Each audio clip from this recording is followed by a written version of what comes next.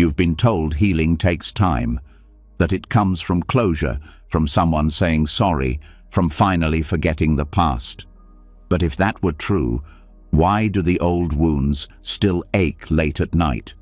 Why do memories you thought were buried still come back with so much weight? Why does peace feel so far, even when life looks calm on the outside? The truth is, healing doesn't come from the outside. It starts within. And Buddhism holds the ancient medicine the world forgot, teachings that don't just patch the surface, but go deep into the mind, the heart, the soul, not with more effort, but with less. Not by fighting your pain, but by letting go of the self that holds on to it. Tonight, something powerful is going to happen. As you listen, the noise will soften. The tension you've carried for years will start to melt. The past will loosen its grip. You'll feel a stillness you haven't felt in a long time. Not the silence of emptiness, but the silence of peace returning. When you wake up, the weight won't be as heavy. The thoughts won't be as sharp. You'll feel lighter, softer, more whole. This isn't just a track to fall asleep to. This is a journey back to yourself. The self that doesn't need to be fixed, only freed. Are you ready to heal? Let's begin. And now we begin with the first step in this healing path. A truth that feels so light it's easy to miss, yet so powerful it can change everything. The idea of who we are, the roles, the stories, the name in our mind, this is where the pain hides, and this is where it ends. Because the self we've clung to is not a home, it's a trap. And what if healing isn't about becoming someone better, but about dissolving the need to be someone at all? It starts quietly, like a thread pulling free from fabric. You start to notice the tension behind every thought about who you are. I'm not good enough. I was hurt. I'm broken. I have to prove something. These phrases run through the mind like background music, convincing you that there's a fixed version of you that must be fixed, protected, validated, defended. But what if that you was never solid in the first place? What if everything you believed about yourself, your identity, your past, your pain, was built like a sandcastle, shaped by waves of experience and washed away just as easily? Buddhism calls this the illusion of self, the misunderstanding that causes suffering to stick like glue. Because when we think we are something permanent, every experience becomes personal. Every insult is a wound. Every loss is a threat. Every fear becomes an identity. And so, instead of flowing through life, we get stuck in it. We don't move through pain, we become it. We wrap ourselves in titles, traumas, achievements, and expectations, and we call it personality. But it's not. It's armor. And underneath it, there is something that doesn't need protection at all. The truth is, what we call self is just a bundle of habits, thoughts repeating themselves, feelings clinging to memory, reactions built from a past we never questioned. The more tightly we hold on to me, the more we bleed when life doesn't bow to that story. Someone criticizes us, and it hurts because it doesn't match who we believe we are. A relationship ends, and it shatters us because we tied our worth to being loved. A plan falls apart, and we spiral because our self-image depended on that outcome. All of it comes back to identity. And identity is a wall made of mirrors. Every time you try to clean one, another cracks. But emptiness isn't emptiness in the way we usually think. It's not a hole or a lack. It's freedom. It means there's nothing solid to defend. It means that thoughts can come and go without becoming chains, that emotions can rise and fall without becoming a prison, that the story you've been telling yourself about who you are doesn't have to be the one you keep living in. Emptiness is the softening of that grip. It's what happens when you stop clenching the past so tightly that your hands forget how to open. Healing starts when you realize that I am hurt is not the same as hurt is here. One statement traps pain in your identity. The other allows it to move through. The difference is everything. Because once you stop making pain personal, it begins to lose power. You don't deny the experience. You stop becoming it. You stop narrating it into your core. And in that space, in that pause, something new begins: rest. This isn't just philosophy. It's practice. It's waking up in the morning and watching the thoughts arrive without wearing them. It's feeling sadness and letting it float instead of pulling it down like an anchor. It's meeting yourself with the curiosity of someone meeting a stranger. Because that's what you are. New, moment to moment, never fixed.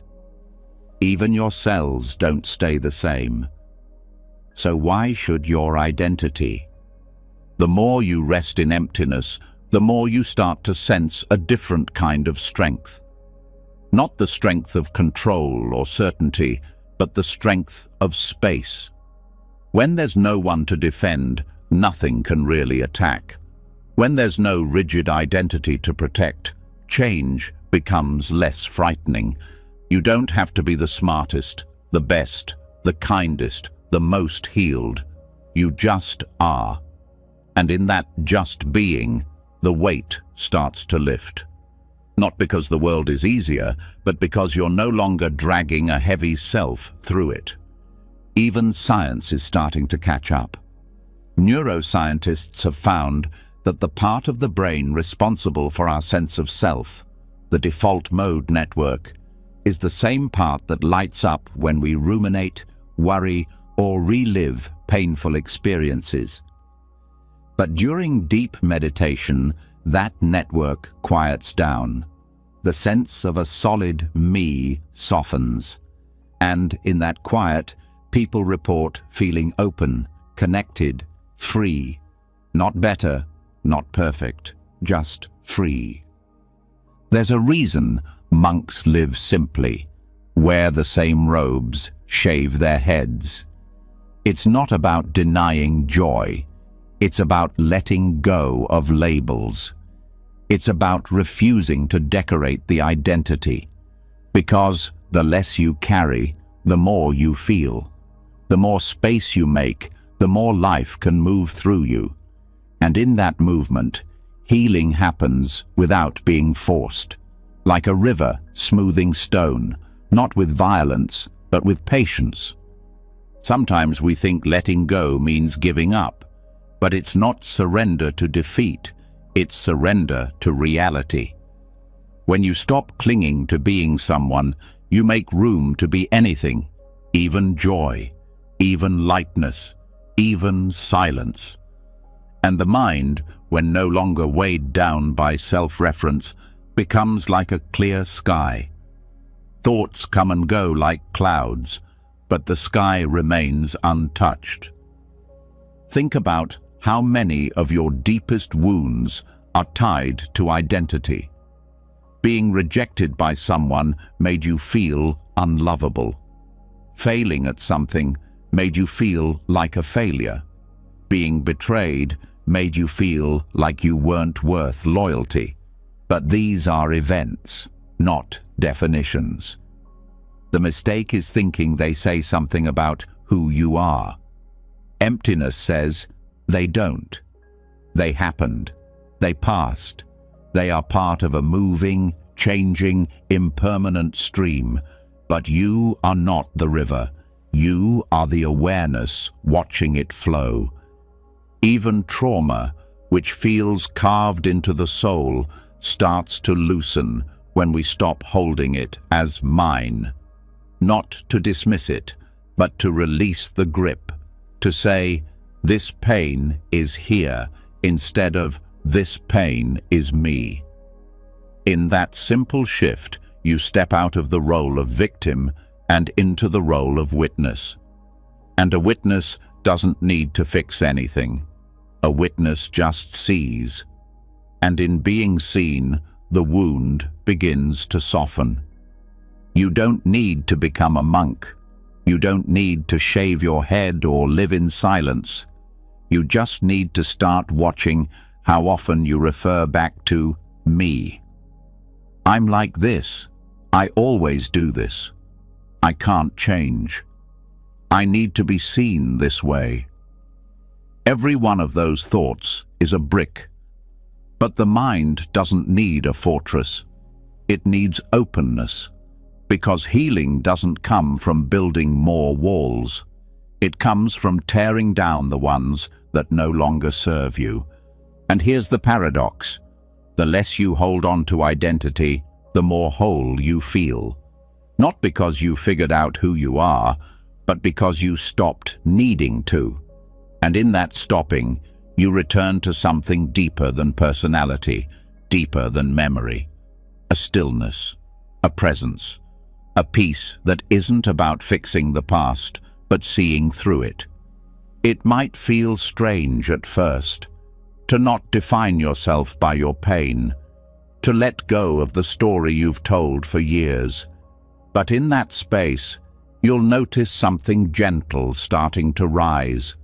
Compassion. Not just for others, but for the self you used to hold so tightly. You'll see that even your clinging came from love, from trying to stay safe, from needing to matter. And suddenly, you don't need to shame the self. You can just bow to it, thank it, and let it rest. Healing isn't a race, it's a return. Not to who you were before the pain, but to who you were underneath it the entire time. The part of you that's never been broken, because it was never a thing, it was awareness itself. And that awareness doesn't need protection. It doesn't need titles. It doesn't even need understanding. It just is. And that, right there, is the medicine of emptiness. It's not emptiness in the hollow sense. It's emptiness in the Buddhist sense. No fixed self, no hard edges, no permanent identity, just space. And in that space, healing doesn't have to be manufactured. It reveals itself, like light through a crack. So tonight, as your mind begins to slow down, watch your thoughts come and go without attaching. Listen to the voice inside without believing it's all of you. Let yourself be quiet without reaching for meaning. And in that quiet, feel how the weight begins to lift. Not because you solved the pain, but because you stopped carrying it as mine. Emptiness doesn't mean you disappear. It means the story that hurt you loses its grip. And what's left is presence, soft, quiet, alive. And now, after seeing how letting go of the idea of a fixed self begins to dissolve suffering at its root, we arrive at something even more subtle, yet just as transformative. Because after identity fades, what's left is space, and in that space, something sacred has room to grow: silence. Not the kind that feels empty or awkward, but the kind that heals, the kind that doesn't just quiet the room, it rewires the mind. This is where noble silence begins its work, not with answers, but with absence, not with effort, but with stillness. Silence is not the absence of noise, it's the presence of peace. It's not about turning down the world. It's about finally hearing what's underneath the world's constant shouting. In Buddhist tradition, silence isn't just a break from speaking. It's a full retreat from the need to explain, justify, perform, or control. When speech pauses, thinking softens. When thinking softens, reaction weakens. And when reaction weakens, clarity starts to return, not because it was found, but because it was never gone. It was just drowned in noise. Most people think healing has to be loud, talking it out, thinking it through, fixing it. But some things inside us aren't meant to be solved like a puzzle. They are meant to be held, witnessed, allowed. And silence is the space that makes that possible. The nervous system doesn't need more pressure to recover. It needs less. Silence is that relief. Like loosening the grip on a rope you've been holding too tightly, it gives the whole body permission to relax. When a monk enters noble silence, it's not to escape the world. It's to re-enter it more clearly. Because the noise outside often matches the noise inside. Every conversation we have, every reaction we give, every story we retell becomes another layer on top of the mind. Silence strips those layers back. It shows us what's underneath the commentary. Beneath all the opinions, doubts, and plans, there's a calm that has always been there. Not built by effort, but revealed through stillness. Science now confirms what ancient monks knew. The nervous system operates in two modes, fight or flight, and rest and digest. Most people spend their lives stuck in the first, always rushing, reacting, overstimulated. Even when sitting still, the mind races. Noble silence activates the second. It slows the heart, calms the breath, lowers cortisol, and allows the body to shift from survival into restoration. It's not just peace, it's medicine. In silence, the brain stops jumping from one thought to the next and begins to process deeper layers. Things buried under years of noise start to rise gently. Regrets, old conversations, unmet feelings. But here's the miracle. Because there's no talking, there's also no defending. No one to impress, no one to blame. Just the self, meeting itself, without judgment, without interruption. That's where emotional detox begins. Noble silence isn't just about staying quiet. It's about withdrawing from the constant compulsion to comment on everything, to fill every space, to answer every discomfort. Most people, when faced with stillness, panic. They reach for their phone, their music, a conversation, anything to avoid sitting with what's underneath. But those who stay find something rare, their own clarity. Thoughts begin to lose their urgency, emotions stop boiling over, patterns once hidden in the chaos become visible, and once seen, they no longer control. Silence creates the space where the mind can finally become aware of itself without reacting. Like mud settling in water, everything becomes clearer. Not because the water was cleaned, but because it was undisturbed. In many Buddhist monasteries, noble silence is a cornerstone, not just during meditation, but across entire days, sometimes weeks. Meals are taken in silence. Walking is done in silence. Even eye contact is avoided to prevent triggering the mind into distraction. The point isn't to punish the senses, it's to release their grip, because the senses are constantly pulling attention outward, Silence reverses that flow. It turns awareness inward, and what it finds there is not always easy. When the world quiets down, the echoes of our inner wounds can grow louder. That's part of the healing. In silence, you meet what was buried, the resentment never voiced, the fear never named, the sadness never held.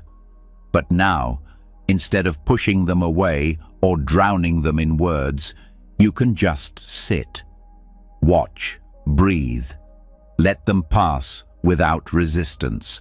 They rise, they fall, they fade, just like everything else.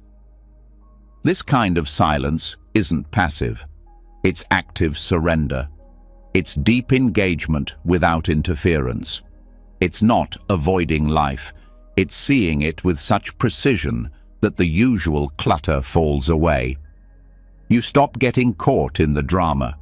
You start to see the mind's tricks, the way it spins stories, blames others, replays old pain. And in that awareness, healing begins, not by force, but by exposure. Even just a few hours of noble silence can feel like a deep inner reset. The body softens, the breath deepens, the mind begins to notice its own patterns. Noticing becomes the new listening. And in that listening, the need to fix dissolves. Clarity replaces panic. Awareness replaces anxiety. And the frantic need to do something gives way to the quiet strength of simply being. People who return from silent retreats often describe it as life-changing. Not because they learned something new, but because they finally heard what was always inside them. Silence doesn't add anything. It reveals what was already true, that you don't need more words to be understood. You don't need more noise to feel alive. You don't need to explain yourself to find peace. And here's the strange part. Silence begins to feel safer than noise. You start craving it, not because you want to escape, but because it feels like home. There's no one to pretend for, no mask to wear, no role to play. In silence, you can just be. And being, without needing to become something, is the most healing state of all. This isn't about becoming a hermit. It's about integrating the power of silence into everyday life. A few minutes of stillness before a meeting, a quiet walk without your phone, sitting with a cup of tea, not scrolling, just breathing. These tiny rituals begin to recalibrate your nervous system. They create a rhythm of presence, and presence heals what pressure never could. Noble silence also teaches restraint, the wisdom of not needing to say everything that arises, of knowing that not all reactions need a voice, that sometimes silence is the highest response, especially when emotions are high, especially when the mind wants to fight. In those moments, silence isn't avoidance, it's mastery. This is why so many Buddhist teachers speak slowly, pause often, leave space. Not because they're unsure, but because they're in tune with the silence behind the words. They know that real understanding doesn't come from volume, it comes from space, and space is where healing breathes, and over time, this silence seeps into the way you live. Your nervous system stops bracing for impact. Your breath flows deeper without effort. Your thoughts feel less like commands and more like clouds. Even when speaking returns, it comes from a quieter place, a place not trying to prove, defend, or control. Just share, just connect, just be. In this world, silence is rare, but rare things are often the most valuable. So when you find it, protect it, make room for it, treat it like sacred ground, because it is. Silence isn't just a break, it's a path, one that leads not away from pain but through it, with more ease than you thought possible.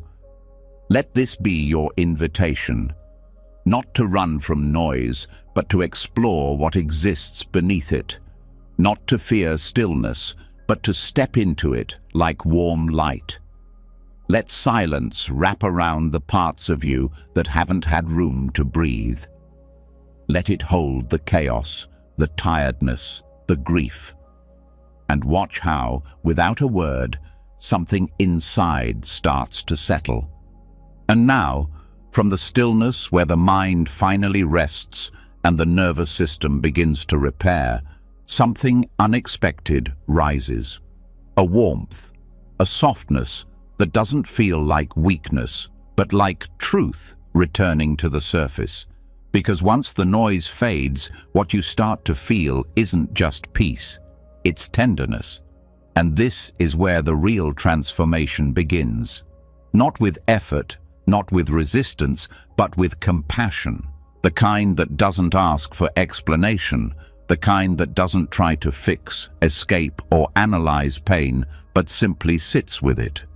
This is the blade that cuts through suffering, not by force, but by mercy. Most people think strength means staying unaffected, but numbness isn't strength. It's shut down. And shut down doesn't heal anything. What actually heals is contact. Not the kind that grips or pushes, but the kind that meets pain like an old friend. Metta, or loving kindness, is not about being soft in a fragile way. It's about softening with power, the kind of power that doesn't need to win. It just needs to stay open. Compassion is not a decoration. It's a discipline, a quiet, daily decision to stay kind even when life isn't.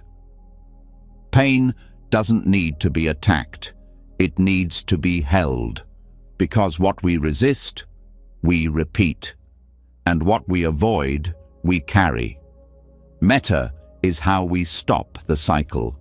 It is the exact opposite of denial. It brings awareness to the parts of us we've abandoned, the fear we pretend isn't there, the shame we try to silence, the sadness we think is too much. Metta doesn't look away. It says, even this belongs. And in that gesture, healing doesn't just begin, it deepens. There's a reason this practice is called the tender blade, because true compassion cuts through pain with a precision that sharpness alone can't provide. When anger arises, most people tighten. They lash out or shut down. But with metta, you pause, you feel it fully, and instead of reacting, you wrap it in warmth. Not to make it disappear, but to stop it from controlling you. This is not indulgence, it's mastery. Compassion sees clearly. It doesn't sugarcoat or excuse, but it also doesn't add violence to the wound. Pain is not the enemy, it's the signal.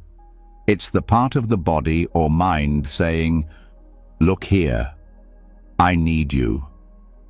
Metta turns toward that voice with presence. No judgment, no impatience, just a steady hand, a calm gaze. And slowly, the part that once screamed begins to soften, because it finally feels heard, not by others, but by you. In Buddhist tradition, metta practice begins not with others, but with yourself. You sit quietly and repeat phrases like, may I be happy, may I be safe, may I be free from suffering, not because you believe them right away, but because your nervous system needs to hear them, especially if you've spent years believing the opposite.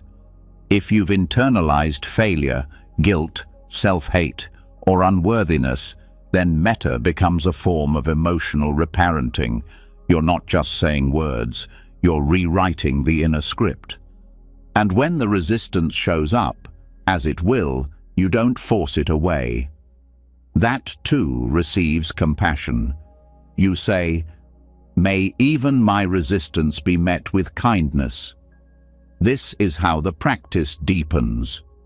Not by perfection, but by including everything. The tightness in your chest, the restlessness in your gut, the voices in your head. All of it sits in the circle of care. Compassion isn't just a warm feeling, it's a tool, a skill that gets sharper the more you use it. Over time, you learn to extend it even when it's hardest, especially when it's hardest. When someone lets you down, when you let yourself down, when grief comes back stronger than expected. You don't run, you don't collapse, you breathe, you open, you say, "This too is part of the path." And this path isn't about making pain smaller, it's about making your heart bigger, big enough to hold both joy and sorrow, kindness and rage, confusion and clarity. That's what metta does. It makes space. And in that space, the sharp edges of suffering start to soften. There's something profound that happens when you offer compassion to the parts of yourself you've judged most harshly. The moments you regret, the thoughts you hide, the choices you replay in the middle of the night. Metta doesn't erase the past, but it removes the poison, the shame, the self-punishment. What's left is not forgetfulness, it's forgiveness. Not because what happened was okay, but because holding on to it forever is too much weight for one soul to carry. And here's something most people don't expect. Metta isn't always gentle in tone. Sometimes it's fierce, protective. It says no with love. It walks away without bitterness. It speaks up without cruelty. This is not passive kindness. It's clarity with a backbone. It doesn't abandon others, but it also doesn't abandon you. It draws boundaries because it cares. It says, "This is where I end, and you begin." This is why healing through compassion works where logic and discipline fail. You can't bully your way out of pain. You can't guilt yourself into peace. You can only love your way there. And not the fantasy kind of love, the quiet, consistent kind, the kind that shows up even when it's hard, that whispers, "I'm still here," even when the old stories shout. Metta practice is also a lens. It changes the way you see others. Once you've learned to soften toward your own suffering, you can't help but notice it in others too. The anger of a stranger becomes less personal. The distance in a loved one becomes less threatening. You stop taking everything so seriously, because you know pain doesn't always wear a clear face. It often hides behind ego, behind silence, behind sharp words. Compassion lets you see through that armor and meet people where they are, not where they should be. And when that happens, relationships begin to change. Conflict becomes less of a battle and more of an invitation to listen. Disagreement doesn't feel like rejection. The need to win an argument fades because your worth is no longer on the line. You don't need to prove anything when you already feel enough. And that feeling doesn't come from others, it comes from practice. Real metta is not conditional. It's not given only when things are good. It's offered even when it hurts, especially when it hurts. It says, "I won't abandon myself just because I'm in pain." It brings you home, again and again, to your breath, to your body, to the moment, And from that place, everything becomes more workable. Even physical pain begins to shift under the light of compassion. Instead of tensing, you learn to soften, to breathe into the sensation, not to like it, but to meet it. The muscles relax. The mind doesn't panic, and suddenly pain is no longer layered with fear. It becomes simpler, more bearable, because you're not fighting it anymore. You're in conversation with it, and what's true in the body becomes true in the heart. Emotional pain, when met with metta, stops spreading, stops infecting every corner of your life. Instead of turning your sadness into a personality, you cradle it, and slowly it begins to loosen. Not because you forced it, but because you stayed with it. And presence, over time, becomes the balm that no medication could reach. Even when nothing changes externally, metta makes the inner world feel different, lighter, safer, more spacious. You start trusting your own mind again, not because it's perfect, but because it's being held, not punished. This is what metta teaches. Healing doesn't require self-improvement. It requires self-acceptance. The rest unfolds naturally. And when compassion becomes your default, not your reaction, but your intention, life becomes less threatening. You don't brace for impact all the time. You meet what comes with curiosity, not control. And that shift alone changes everything. Anxiety fades. Loneliness softens. Even old griefs stop pulling so hard, because you're no longer facing them alone. And the best part? Compassion never runs out. The more you give it, the more you have. It multiplies in silence. It grows in stillness. And it doesn't need applause. It's a quiet revolution happening inside your own heart. So tonight, as your body begins to relax and your breath slows, let this practice start small. A simple wish, a soft whisper in your own direction. May I be at ease. May I be kind to myself. May I feel safe inside my own skin. And if those words feel too far away right now, that's okay.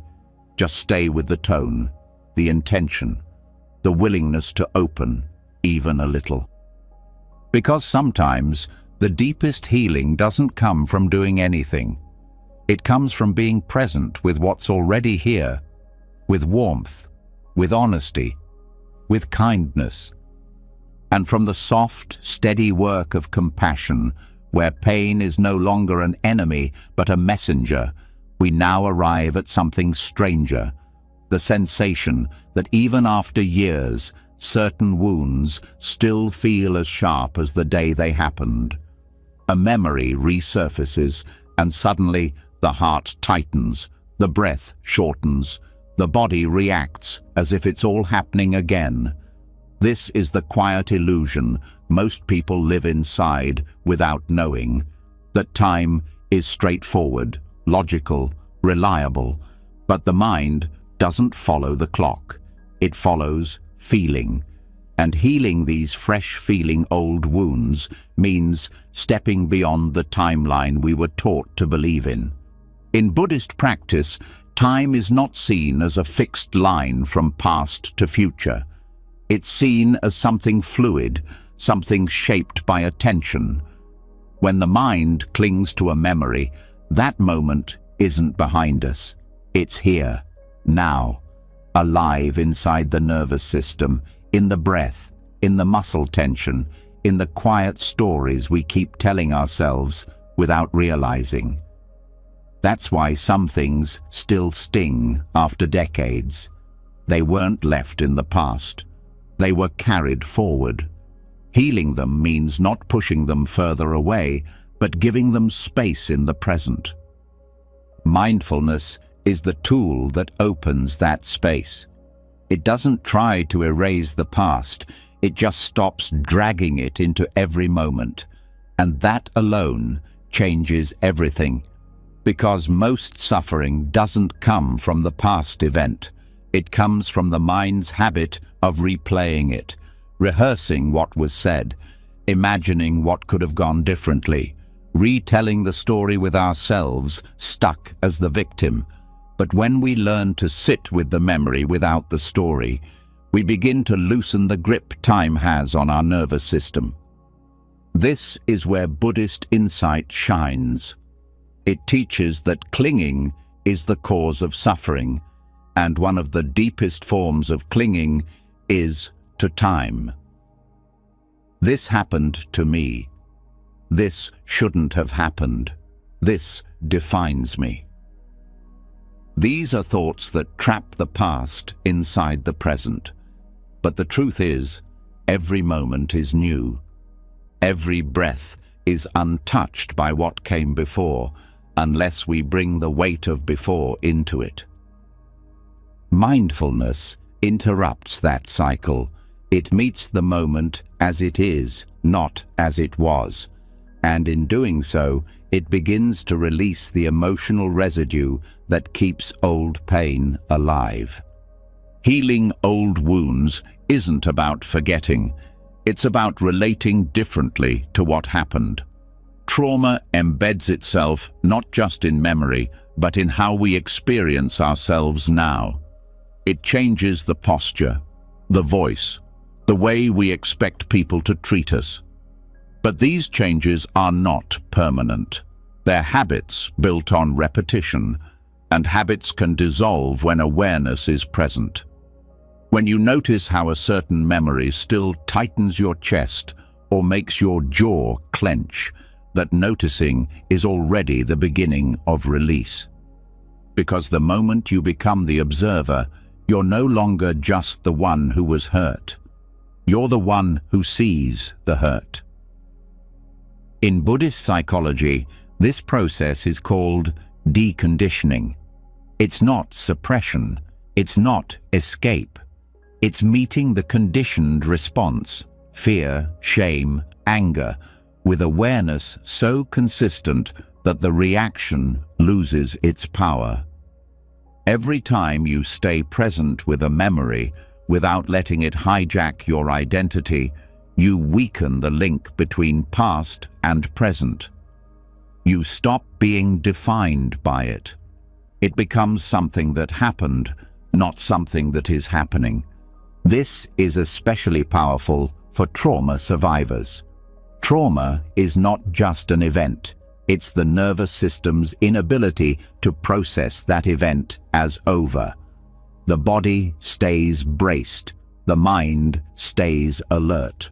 Silence feels unsafe. Stillness feels like a trap. But when mindfulness is practiced with gentleness and patience, the body starts to feel time again. It starts to sense that what happened is not still happening. That now is different. That now is safe. And this shift can't be forced. It must be felt. Slowly, repeatedly, through breath, through awareness, through presence. This is why certain meditation techniques are so healing, not because they erase memory, but because they anchor the mind in now. Each time attention returns to the breath, it breaks the loop of the past. It reminds the body that this moment is not then. And the more you do this, the more trust the body begins to build, that it no longer needs to prepare for something that already ended, that it doesn't have to fight ghosts. Some people fear that releasing the emotional charge from old pain means losing part of themselves, that their past is part of their identity, and to soften it would be a betrayal. But Buddhism teaches the opposite, that healing is not betrayal. It's truth. It's the recognition that the story is not the self, that what happened doesn't need to define what's happening, that you can carry memory without carrying the wound. Mindfulness offers a way to meet those memories with kindness instead of collapse. You feel the ache arise. You stay present. You breathe. You watch the story the mind wants to tell. You don't argue with it, but you also don't believe it blindly. You sit, you allow, and then you release. And maybe it comes back tomorrow. That's okay. You meet it again. This is the gentle work of unbinding time, of freeing yourself from the mental loops that feel like facts. And here's something profound. When you meet a memory with enough presence, it begins to change. Not the event itself, but your relationship to it. Maybe you start to see the pain of the person who hurt you. Maybe you notice how you've healed more than you thought. Maybe you realize that you've been living in defense of something that's no longer a threat. This insight isn't intellectual, it's felt. And once it's felt, it can't be unfelt. Another powerful tool in Buddhist practice is labeling. When a painful thought arises, you don't follow it, you name it. Sadness, fear, judgment. This simple act creates space. It separates you from the thought. It reminds you, this is just an experience, not your identity. And when done consistently, it weakens the thought's grip. Because the mind wants to pull you into the movie of memory. But when you see it as just another mental event, it loses its power to control. You begin to notice patterns. Certain triggers that used to overwhelm you now become signals to slow down, to return to the breath, to the body, to now. And each time you do that, you untangle another knot in the thread of suffering, not by analyzing the past to death, but by creating enough safety in the present that the past no longer feels like a threat. The body starts to trust that it's okay to release. Muscles unclench. The breath moves freely. The mind stops chasing meaning and starts resting in presence. And in that resting, the stories soften. The blame dissolves. The fear becomes less loud. Not gone, just no longer the center of everything. This is how time heals, not because it passes, but because we stop holding on to it so tightly.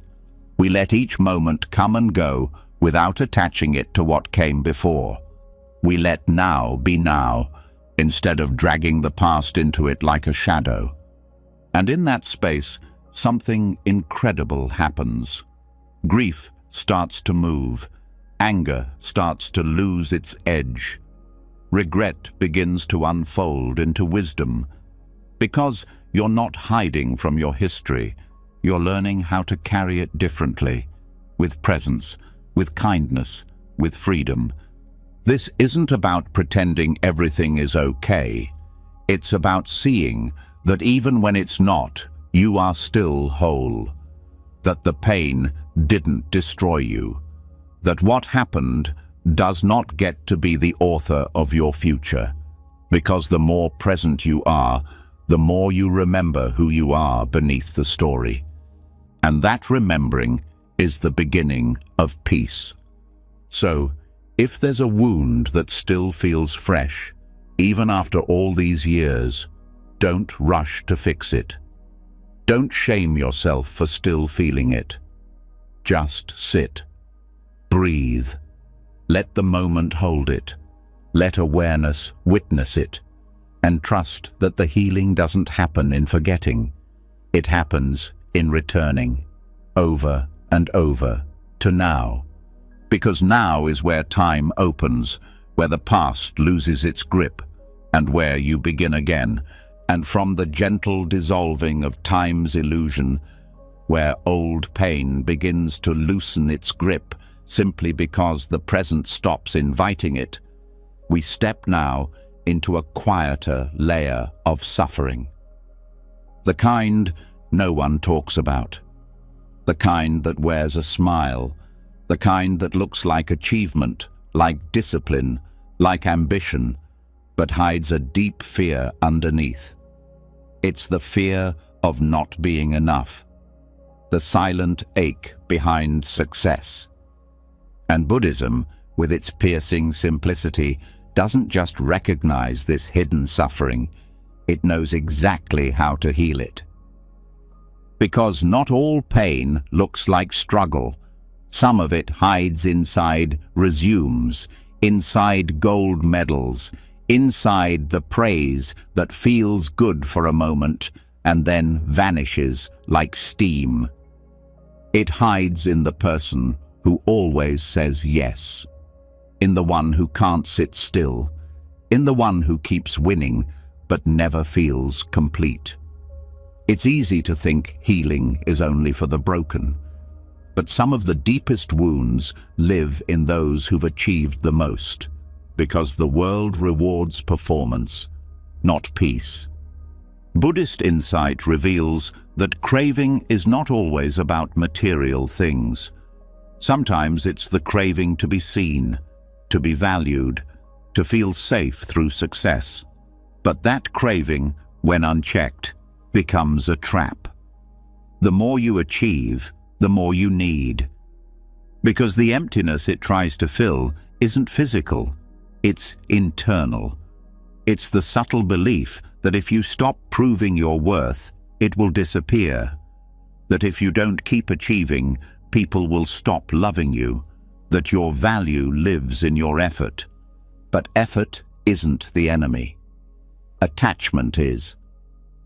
Buddhism doesn't say to stop working hard. It says to stop tying your identity to what work brings. When effort becomes a form of self-validation, it stops being healthy. It becomes a disguise. You're no longer doing things, you're using things to protect the part of you that feels unworthy. And healing begins when you start to notice that split. That chasing the next goal isn't really about the goal. It's about escaping the silence that follows once the applause fades. One of the most profound teachings in Buddhism is that true happiness comes not from getting what you want, but from seeing clearly what you're attached to. Most overachievement is driven by attachment to image, to a story about who you should be. But stories are heavy. They demand maintenance. They leave no space for rest. And rest isn't a reward, it's necessary. Yet for many, resting feels unsafe, like letting the mask slip, like becoming invisible. This is where Buddhist practice offers something revolutionary, the space to be enough without earning it. Through mindfulness and self-inquiry, you begin to notice the patterns that run your life. The way you say yes to avoid guilt, the way you over-prepare to avoid judgment, the way your value feels conditional, not because it is, but because you've trained your nervous system to believe it is. Meditation is not just a stress relief tool, it's a mirror. In the silence of practice, all the internal habits start to show. The mental loop that says, keep going, or else. The voice that whispers, you're only as good as your last success. The feeling of panic when there's nothing to do. And instead of pushing those voices away, you learn to watch them, to sit with them, to see through them, not with force, but with curiosity. And slowly, the need to prove softens. Not because you've achieved more, but because you've realized the chase will never give you what you thought it would. The deeper part of you, the one that is watching all of this unfold, has never needed proof. It doesn't need praise, it doesn't need titles, it only needs presence. This is the part that Buddhism helps you reconnect with. The self that isn't trying to be someone, the self that simply is. In Buddhist terms, this is the movement from becoming to being, from "I will be enough when" to "I am already enough now." That doesn't mean you stop growing. It means growth is no longer driven by fear. It becomes an offering, not a defense. A natural unfolding, not a compensation. And this shift is what heals burnout. Because burnout isn't caused by hard work. It's caused by working from the wrong place, from pressure, from fear, from the need to maintain an image that was never real. But when your actions arise from presence, from stillness, from enoughness, they energize instead of deplete. They flow, because they're no longer trying to fill a hole. Many people who seem outwardly successful describe a strange emptiness, a quiet voice that says, "Why doesn't this feel better?" It's not that they're ungrateful, it's that they built a life on a false promise. That achievement would end the insecurity, that reaching the goal would quiet the fear. But fear doesn't dissolve through more success. It dissolves through presence, through learning how to sit with the fear instead of running from it, through realizing that fear only grows when you believe it. In Buddhist psychology, this is called the hungry ghost, a being with a huge belly and a tiny mouth, forever starving, never satisfied. This is the image of craving when it goes unexamined, and it lives in many who strive endlessly without rest. Healing begins when you stop feeding the ghost, when you stop letting fear drive the wheel, when you turn toward it and say, "I see you, I understand, but I'm not going to keep running for you." That doesn't mean the urge disappears overnight, but every time you pause, every time you act from wholeness instead of panic, you rewire something. You create space, and in that space, enoughness becomes more than a concept. It becomes a felt experience, one that doesn't need confirmation. This is why monks live simply, not because they hate achievement, but because they want freedom more. They know that external success is easy to chase and hard to satisfy, that the real work is learning to rest inside the moment, to be still, to let the heart open without earning it. And you don't have to give up your ambitions to do this. You just have to examine them. What are they serving? What are they protecting? What fear lives underneath them? This is not self-judgment. It's self-honesty, the kind that doesn't shame, but liberates. Because once you see that the fear of not being enough is just a thought, not a truth, it begins to lose its power. It still whispers, but you no longer obey. You no longer shape your life around it. You act from clarity, not compulsion, from purpose, not panic. Buddhism teaches that real power comes from inner stability, from the ability to sit in silence without needing to prove, from being able to walk away from a role without losing yourself, from finding joy not in achievement, but in alignment, where your actions match your values, not your fears. This is not a rejection of success, it's a redefinition. Success becomes not what you have, but who you are when no one's watching. Not what you've built, but how much peace you feel while living in it. Not what people say, but how silent your mind is when the lights go off. And that kind of success. It's sustainable. It doesn't burn you out. It doesn't leave you empty. It feeds you. Because it's not about performance. It's about presence. So if you feel like you're always pushing, always trying, always behind some invisible bar. You're not broken. You've just been trained to measure yourself by an impossible standard, one that changes every time you meet it, one that was never meant to bring peace. Buddhism says, stop running, sit, breathe, listen, not to the world, to yourself, not to the fear, to the silence beneath it. There you'll find a different voice, one that says, you were never lacking, you were only lost in the chase.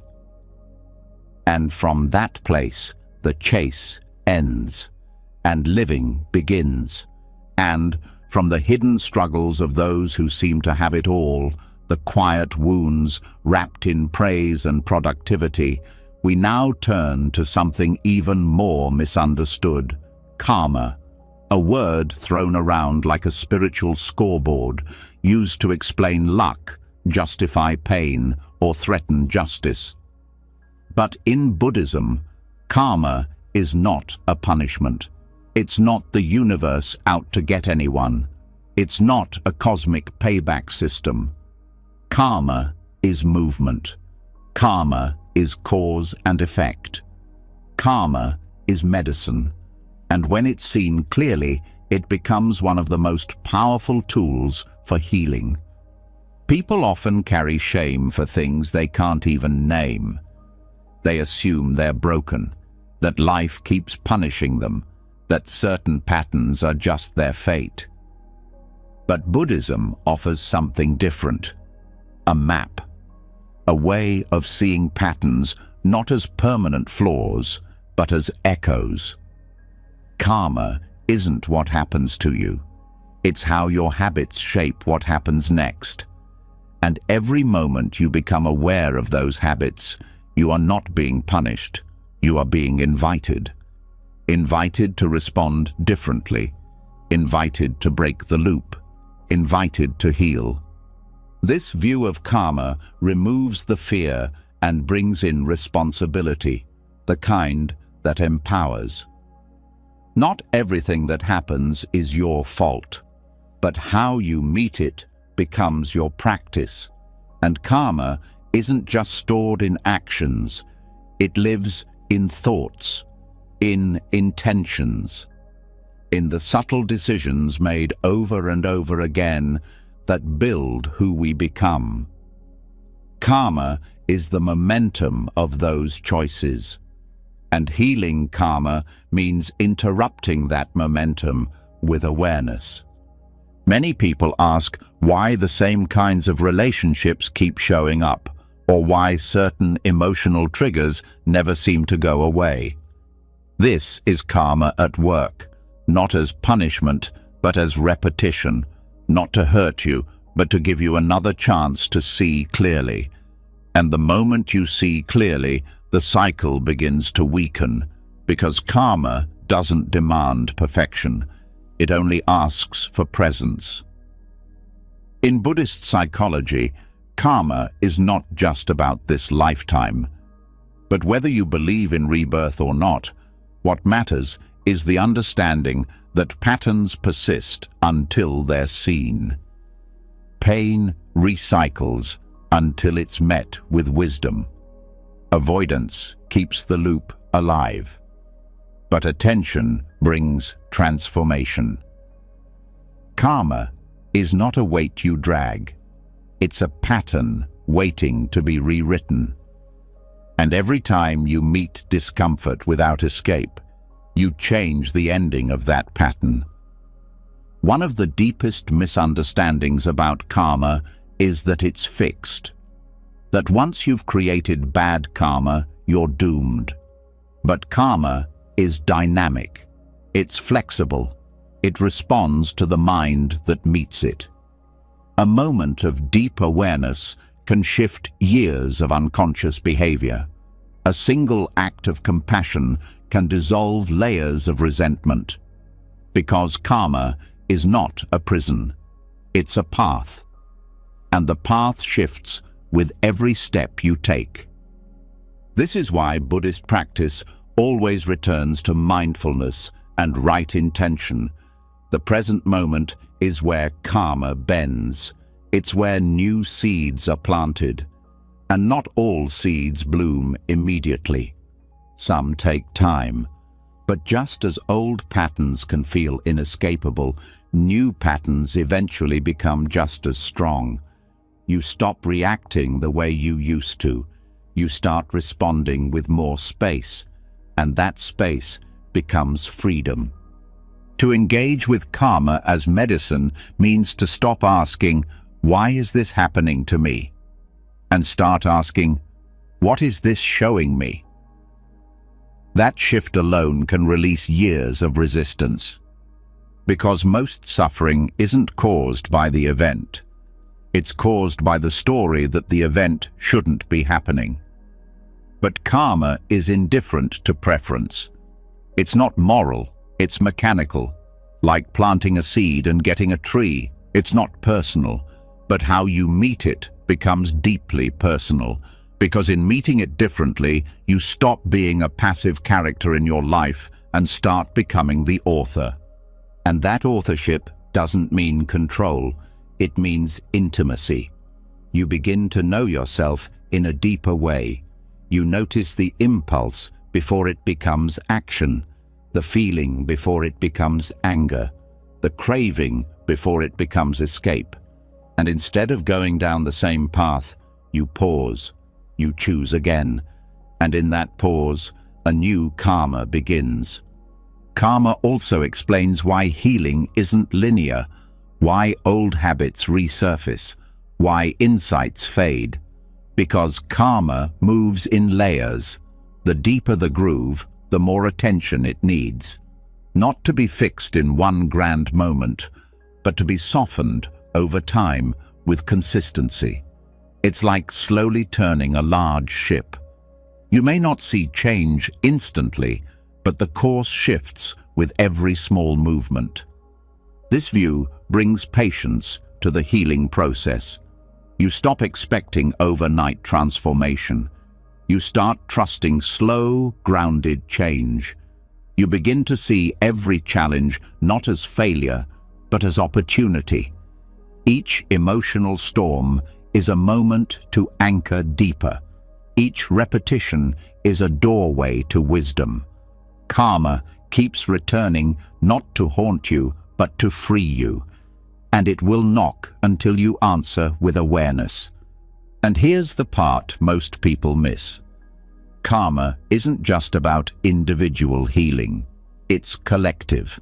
The patterns you shift in yourself ripple outward.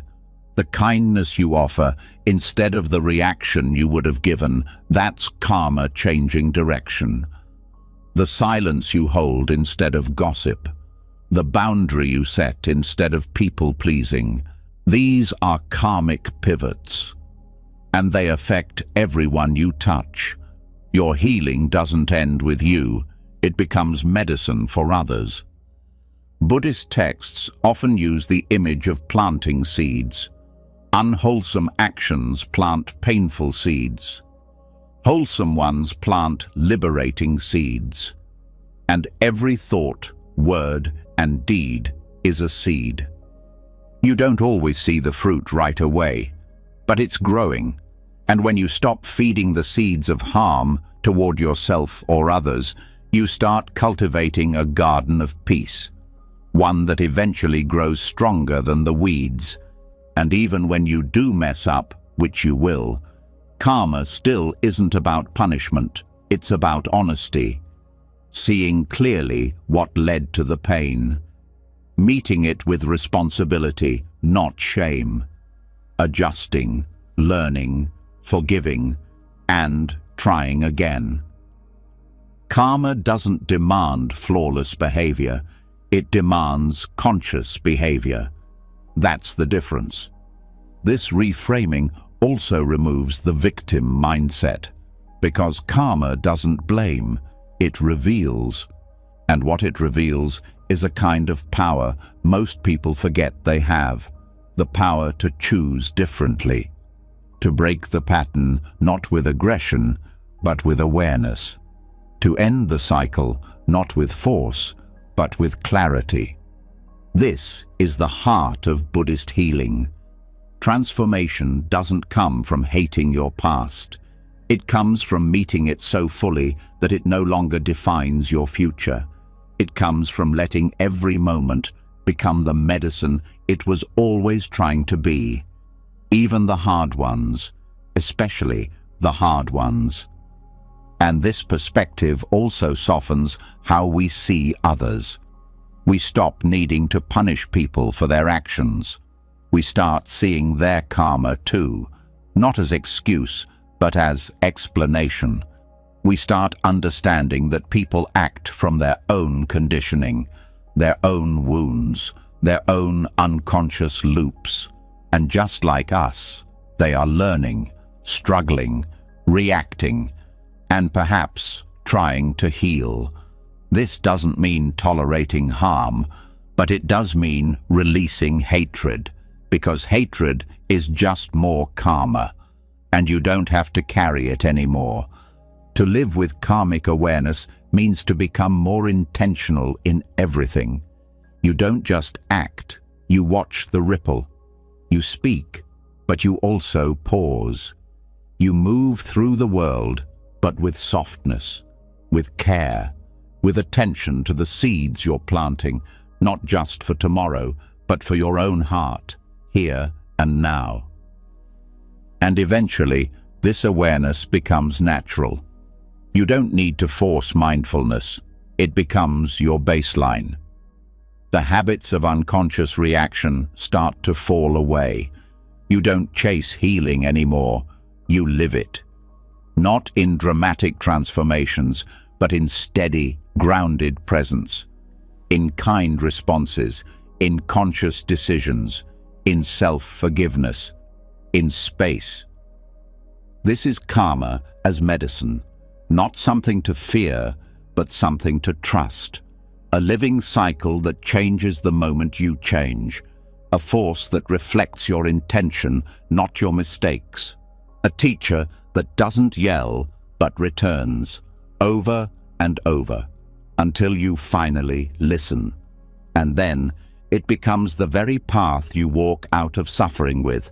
And now, after seeing how karma is not a punishment, but a mirror, one that reflects our habits, choices, and patterns so that we may free ourselves, we come to a quieter, more fragile doorway in this journey. The ache of things ending, the weight of goodbyes, the lingering echo of what once was and will never be again. Grief. Not just from losing people, but from losing time, chapters, homes, versions of ourselves. And Buddhism doesn't tell us to move on. It invites us to look directly at loss, and in doing so, to touch something liberating, not in what remains, but in what cannot remain. There's an old Buddhist story about a monk who drinks tea from a simple clay cup. When asked why he handles it so carefully, he says, "Because I know this cup is already broken." He doesn't mean the cup is cracked. He means he understands its fate, and because he accepts that it will one day be gone, he treasures it more fully now. He drinks with full presence, knowing he is living in the middle of something that is passing. This is the broken cup principle. The recognition that everything we love will change, and everything we hold will slip away. Not because something is wrong, but because that is the nature of life. Grief feels unbearable because we resist this nature. The mind wants to freeze time. It clings to permanence. It creates the illusion that what brings us joy must always be here for us to stay whole. But Buddhism teaches that holding on to impermanent things as if they're permanent is what causes suffering. We suffer not because things change, but because we believed they wouldn't. We suffer because the mind demanded something the world could never give. And this teaching is not cold. It's not about being numb or detached. It's about softening the grip. because grief itself is not the problem. It's the refusal to let what has ended be gone. It's the mental replay, the what-ifs, the reaching back in time, trying to rewrite a script that will never change. And none of that brings the loved one back. None of that restores the moment. But it does keep us away from the healing that's already possible, right here, in the present. Impermanence is not meant to scare us. It's meant to wake us, to draw our attention into the now so completely that we stop taking this moment for granted. Because when we know something is temporary, we love it with more honesty. When we know it will end, we show up more fully. When we stop demanding forever, we start appreciating now. This shift dissolves some of the weight of grief. It doesn't erase the sadness, but it removes the added suffering of resistance. The mental story that says, this shouldn't have happened. Because the truth is, it did happen. The person did leave. The chapter did close. The cup did break. And when we stop arguing with that reality, we stop pouring energy into what can't be changed. That energy can now go into something else. Presence, remembrance, love that doesn't demand possession. This is how the Buddha taught his students to face death, not by pretending it didn't matter, but by training the mind to see what is true, that everything arises, changes, and falls away. And the more we resist this, the more we suffer. But the more we embrace it, the more we soften into a kind of peace that doesn't need things to stay. Grief becomes less violent when we stop needing it to make sense, when we stop looking for closure like it's a finish line. Buddhism doesn't offer resolution in the way people expect.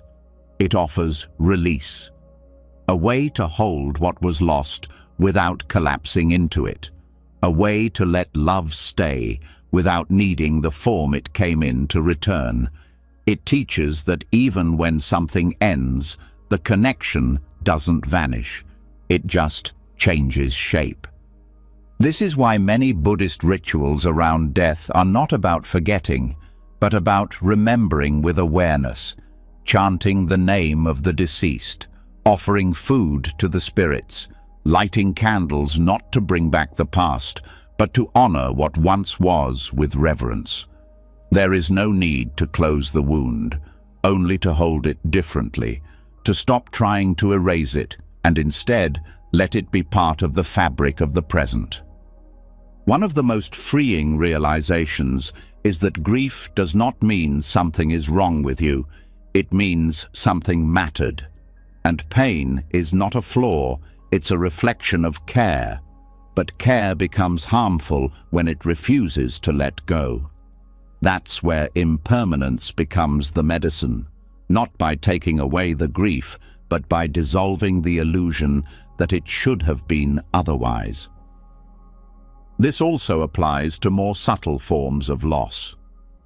Aging, watching parts of life fade away, realizing certain dreams will never happen, letting go of who we thought we would become. These are losses too. But the more we practice with the truth of change, the less these losses feel like failures. They begin to feel like openings, like invitations to meet ourselves where we actually are. Meditation is one way to do this. Sitting in stillness, you can feel things rise and fall inside you. Thoughts come, feelings shift, pain sharpens, then softens. In just 10 minutes of watching your breath, you witness the truth that nothing holds, and yet you remain. The awareness watching it all is not broken by any of it. It holds the storm without becoming the storm. And this is the part of you that can hold grief without drowning in it. The broken cup isn't a symbol of despair. It's a reminder of beauty, because what breaks can be loved fully. The sunset, precisely because it ends. The flower, precisely because it fades. The moment, precisely because it cannot be kept. And when you see this not as loss, but as essence, grief changes flavor. It becomes tender, not terrifying, gentle, not crushing. This is what allows people in deep mourning to also laugh, to feel both sorrow and gratitude at once. Because grief does not remove joy, it deepens it. When you stop expecting permanence, you start finding presence. And presence allows all emotions to coexist. You cry and you smile, you ache and you breathe, and through it all you remain aware, not untouched, but unbroken. This practice also brings healing to complicated grief, the kind where there were no goodbyes or where the relationship was painful. Impermanence helps us stop chasing perfect endings. It allows us to see that peace does not depend on resolution. Sometimes the ending was messy. Sometimes there were things left unsaid. Buddhism doesn't require those things to be tied up. It only asks that we see them clearly and stop carrying the weight of should have been. In this clarity, compassion grows, not just for others, but for ourselves, for the parts of us that grieve imperfectly, that sometimes still wish, that sometimes forget, that sometimes feel numb. All of that belongs. None of it is wrong. Grief is not a linear process, it's a tide, and when we stop fighting the tide, we find we can float. The broken cup principle also invites us to live differently, to stop holding people like possessions, to stop assuming tomorrow will always come, to say what we need to say, to listen fully, to hold a hand with our whole heart. Because we know the cup is already broken, not in a tragic way, but in a sacred way. It wakes us up. It reminds us this, right now, is what we get, and that knowing makes us more alive. And so, we begin to release our grip, not in bitterness, but in reverence. We thank the ones who left. We bless the time we had. We bow to what was, and we let it change. We let it move. We let it go. Not because we stop loving, but because we've learned how to love without needing to keep. This is not a detachment from feeling. It's a deepening of it, a willingness to feel without control, a trust in the truth that nothing we love is ever truly lost. It just flows back into the mystery it came from. And we, for a moment, got to witness it. This view can feel heavy at first, but over time, it becomes light. You stop holding life so tightly. You stop clinging to things that are already changing. You start appreciating more, stress less, love with fewer conditions, because you know the cup is already broken, and that knowledge doesn't make you anxious, it makes you grateful. Grief becomes less about waiting to feel better and more about learning how to feel deeply without fear. It becomes a quiet knowing that the pain will soften, not because it's fixed, but because it's felt, fully, honestly, without needing to make it prettier than it is. And from this place of quiet grief and soft peace, the journey continues. Because once you've accepted that everything changes, something else begins to appear, the space between. The moments of stillness not filled with memory or desire, the pause where true healing lives. That is where we go next, and after embracing the quiet truth of impermanence, after learning to hold grief without resisting the end, we now arrive at something far more subtle but just as powerful, A shift not in what we feel, but where we place attention. Because beneath every story the mind tells, between every thought that rises and falls, there is a gap, a space, and in that space something rare exists.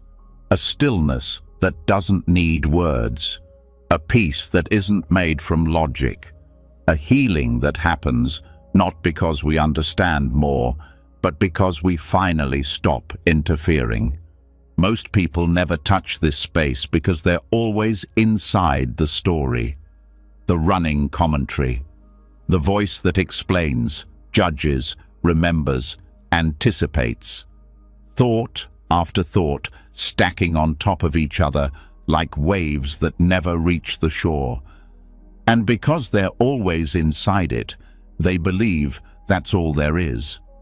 But the mind is not just the noise. The mind also contains silence, a background that holds the sound. And when you learn how to rest there, everything begins to change. Not because you've solved the problem, but because you've moved out of the storm and into the sky.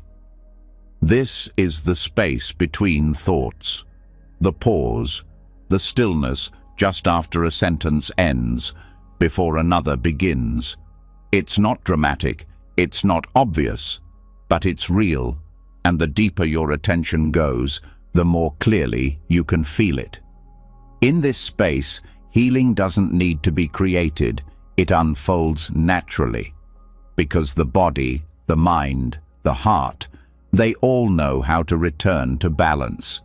They just need space to do it. Buddhism has long pointed to this space, though not always in words.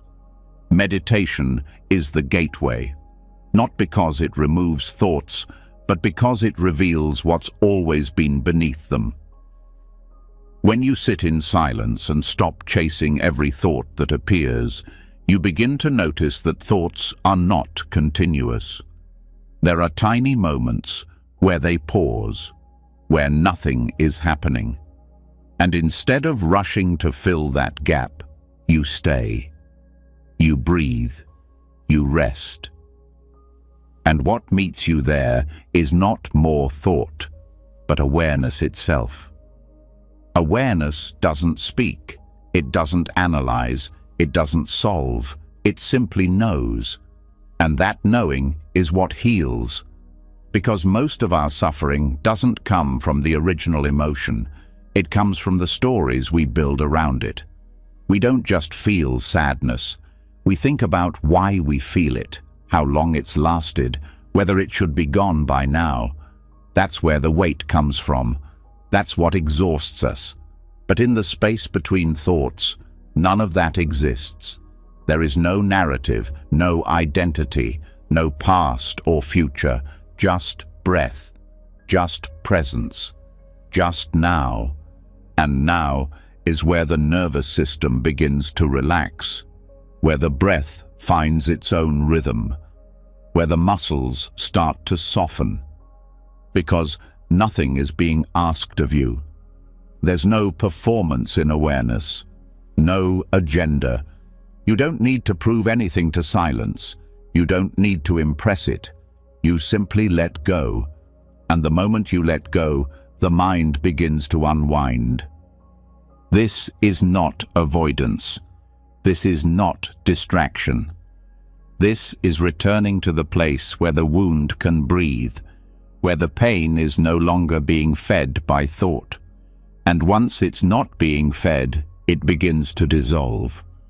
Not all at once, not like magic, but like ice melting in warm sunlight, slowly, naturally, without force. Many people think meditation is about stopping thoughts. It's not.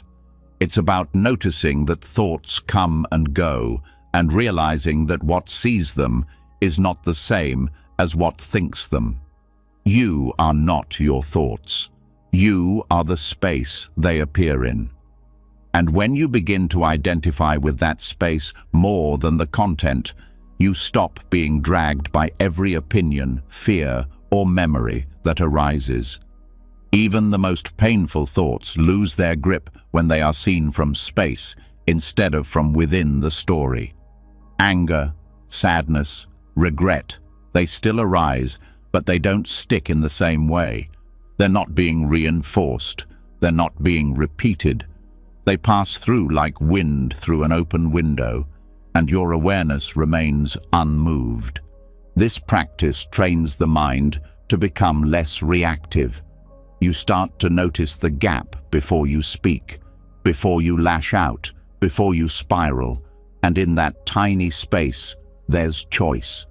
The choice to respond instead of react. The choice to breathe instead of panic. The choice to stay in awareness instead of falling into the story. That's how transformation begins, not in grand gestures, but in subtle decisions made quietly, again and again. There's a kind of rest that happens here that sleep can't offer, because sleep doesn't stop the mind from running. But resting in awareness brings a stillness deeper than sleep. It's not just the body that rests, it's the identity. The constant need to be someone, to be right, to be safe, to be in control. All of that falls away in the space between thoughts, and what's left is simplicity, silence, clarity. This is also where creativity begins, where insight rises, not when the mind is crammed full, but when it's spacious. That's why solutions often appear when we're not looking for them. In the shower, on a walk, after meditation, because the mind, when not interrupted, knows how to reorganize. It knows how to find truth. It just needs silence to hear itself. The space between thoughts is also where trauma starts to release. Not through analyzing the past, but through not identifying with it. The more you rest in awareness, the more you begin to see the patterns that used to run you. You feel the fear rise, but now you don't follow it. You see the anger spark, but now you don't feed it. That simple act of staying is what unravels years of conditioning, because you're no longer acting from the pattern, you're watching it. And what's watched with kindness begins to shift. This is why spiritual teachers talk about spaciousness, not as a concept, but as an experience. The experience of living from the background, not the foreground, of letting thoughts pass like clouds without trying to hold on to any of them. And in that letting go, you realize something profound. Most of what you thought you had to fix never needed fixing. It just needed space. Most of the pressure wasn't real. It was built by thinking. Most of the fear wasn't current. It was projected. And in the absence of that thinking, peace returns, not because you created it, but because it was always there. Children know this space before they learn to worry, before they learn to explain themselves. They play, they cry, they laugh, and then they move on. No lingering commentary, no mental looping, just presence. And the healing we seek as adults is not to become someone new, but to return to that simplicity, to meet each moment without dragging the last one into it. And this can be practiced anywhere, not just on the cushion. While walking, you can feel your feet touch the ground and rest in the gap between steps. While eating, you can taste fully and rest in the pause between bites. Even in conversation, you can let go of the need to think about what you'll say next and rest in the silence after the other person speaks. These are all gateways to the space between thoughts. Over time, this space becomes a refuge, not a hiding place, but a home. A center you return to when the world gets loud, and the more you return, the more familiar it becomes. Eventually, you don't need to search for peace. It meets you because you've made space for it. And in that space, healing is no longer something you wait for. It's something you live. This is the quiet revolution. The deep shift from doing to being, from controlling to witnessing, from chasing to resting. And it all begins in the gap, the small, silent space that thought cannot touch. And now that we've entered this stillness, now that we've begun to live from the space rather than the story, we are ready to meet pain in a new way, not as something to avoid or suppress, but as something to stop owning. The next chapter reveals a deeper truth about suffering. Not that it is personal, but that it only feels that way because of how we relate to it. And now, from the stillness that lives between thoughts, where healing unfolds without being forced, we arrive at one of the most misunderstood truths in Buddhist practice, the truth about pain, not just how it arises, but how we relate to it. Because long before the mind reacts, long before we name the feeling or blame ourselves for it, something else happens. We personalize it. We call it my pain, my suffering. And in that quiet act of claiming, we turn something universal into something isolating. But what if pain isn't yours? What if it never was? Buddhism teaches that pain, dukkha, is a part of human life. Not a mistake, not a failure, not a punishment, but a condition of existence. It arises the way heat arises from fire, the way waves rise from the ocean. It isn't something you did wrong. It isn't something you alone carry. It's the texture of being alive. And the moment you stop making it personal, something profound happens. The shame begins to lift. The burden begins to lighten. The walls between you and everyone else begin to crack. Because when pain becomes the pain, it turns into something shared, something that no longer hides in the dark. It becomes part of the human story, not your private curse. And this shift, subtle as it seems, is one of the deepest sources of freedom on the path. You stop asking, "What's wrong with me?" and start realizing, "Oh, this is what being human feels like sometimes." The habit of personalizing suffering runs deep. We are taught to link our struggles to identity. If we feel anxious, we say, "I'm an anxious person." If we fail, we say, "I'm a failure." If someone leaves us, we think, "I'm not lovable." But these are interpretations, not facts. The pain itself doesn't speak in judgment. It just arises. It's the mind that assigns meaning, and that meaning often creates more suffering than the pain ever did. This is why the Buddha didn't teach the end of pain. He taught the end of suffering. Because pain is inevitable. Sickness comes, loss happens, plans fall apart, bodies change. But suffering is what we build on top of that. The resistance, the identity, the comparison, the idea that this pain means something about who we are. When we drop that layer, the pain is still there, but it becomes simpler, clearer, more spacious. In Buddhist teachings, dukkha isn't just physical or emotional discomfort. It's the sense of unsatisfactoriness that runs through everything when we try to control or cling. And one of the ways we cling is by making pain part of our identity. We replay it, defend it, feel guilty for it, hide it.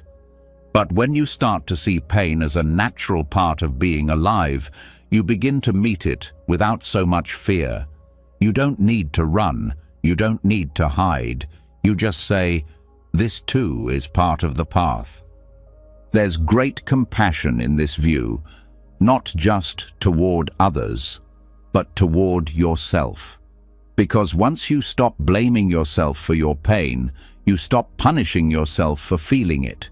You stop expecting to be someone who never hurts. And that expectation is where so much suffering hides. The belief that being spiritual means being above pain, that being healed means never breaking down. But Buddhism doesn't promise a painless life. It offers a path through the pain, not around it, not beneath it, but through. One of the most beautiful practices is to sit with pain, any kind, emotional or physical, and simply say, "This is the pain. Not my pain, not this always happens to me, just the pain." And then watch what happens. The muscles around the heart begin to relax. The mind starts to quiet. The story starts to dissolve. And all that's left is sensation, movement, breath, a wave rising and falling inside awareness.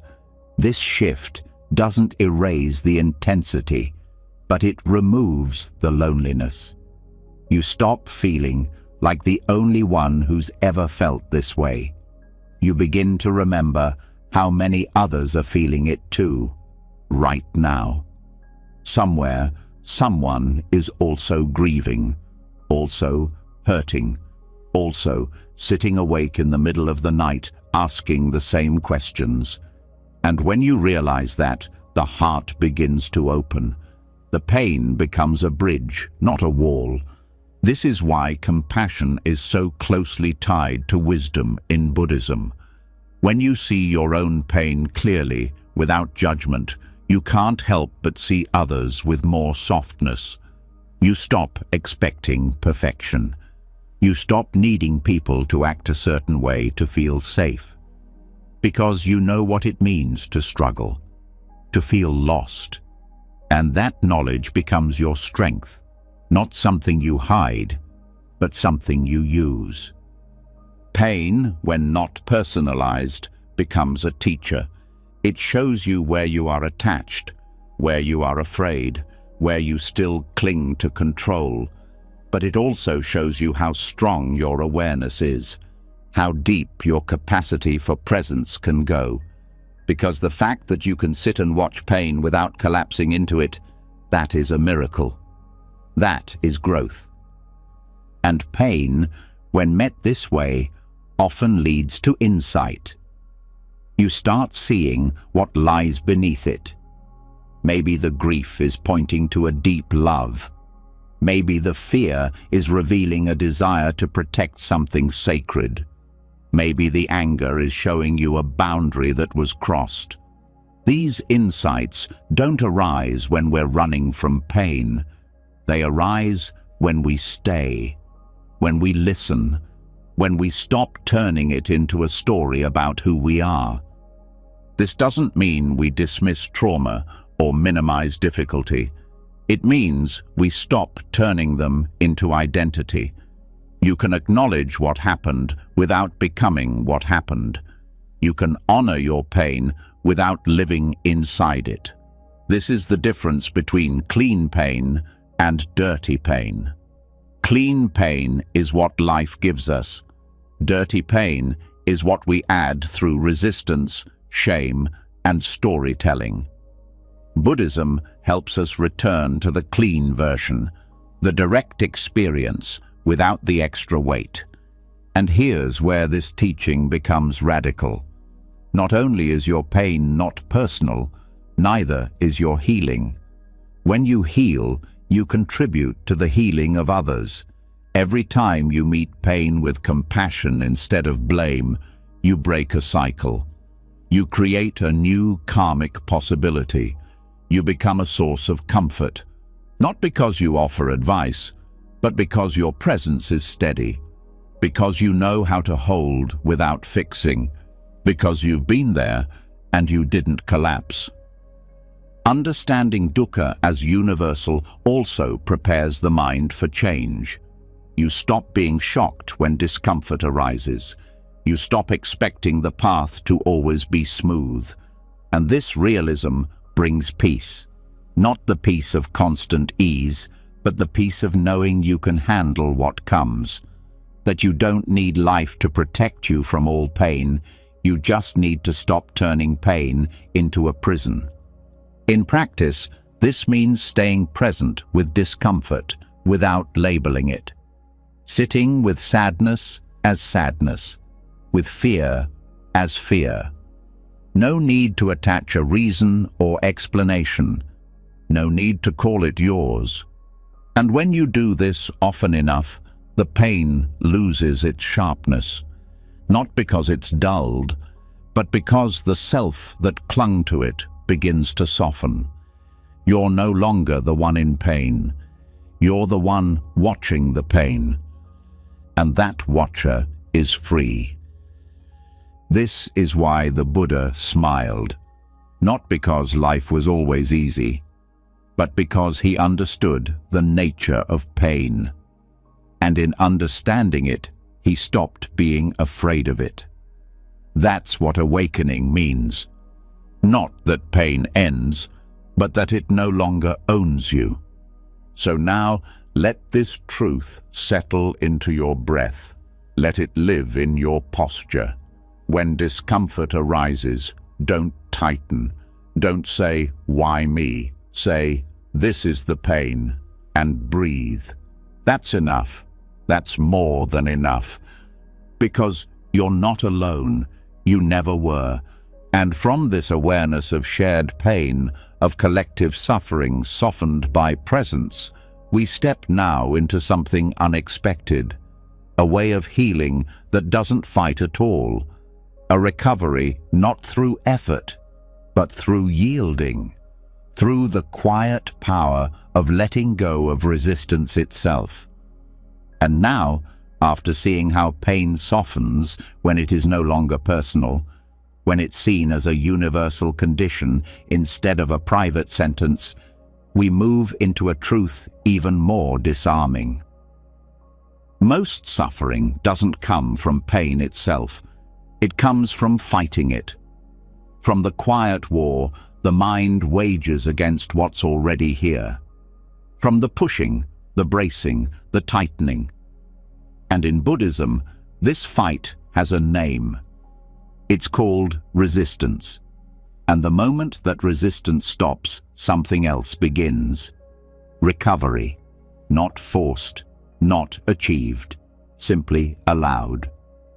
The mind is trained to fight discomfort.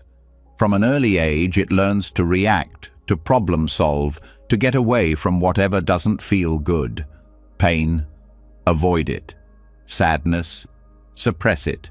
Fear, overpower it.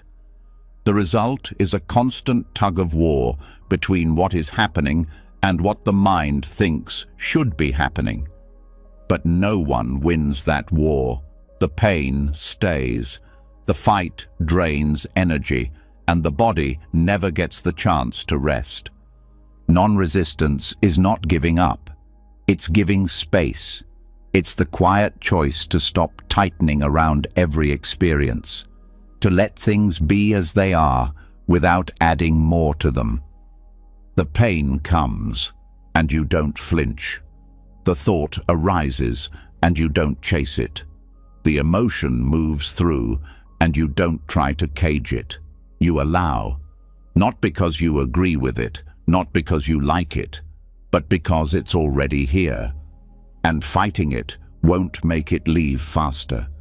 This is where healing begins, not with control, but with surrender. Not the kind of surrender that collapses in defeat, but the kind that opens, the kind that says, "I trust that this, too, belongs." That doesn't try to fix the moment, but rests with it. That doesn't resist what is arising, but holds it without judgment. And this holding is what creates the conditions for true change. Because when resistance drops, the nervous system recalibrates, the breath deepens, the tension eases, and energy, once trapped in defense, becomes available for renewal. In Buddhism, this principle is known as acceptance. but not the shallow kind that says, "It is what it is," while still quietly resenting everything. True acceptance is active. It's embodied. It's a deliberate softening, a conscious yes to the reality of this moment. Not forever, just now, just this breath, just this emotion, without needing it to be different. And the beauty of non-resistance is that it doesn't ask you to like what's happening. It simply asks you to stop making it worse. Because every time you resist, you double the suffering. There's the original discomfort, and then there's the stress of not wanting it. That second layer is optional, and non-resistance removes it. One of the most direct practices in this teaching is to notice where the body tenses in response to emotion. Sadness comes, and the chest tightens. Fear arises, and the stomach knots. Anger flares, and the jaw clenches. These are physical signs of resistance. And you don't have to analyze them. You only have to notice them and soften. The emotion doesn't need to go away, but the body no longer needs to fight it. This is how you train the nervous system to respond instead of react, to stay instead of flee. This principle is also deeply tied to impermanence. When you understand that all things pass, you stop trying to escape the ones that hurt.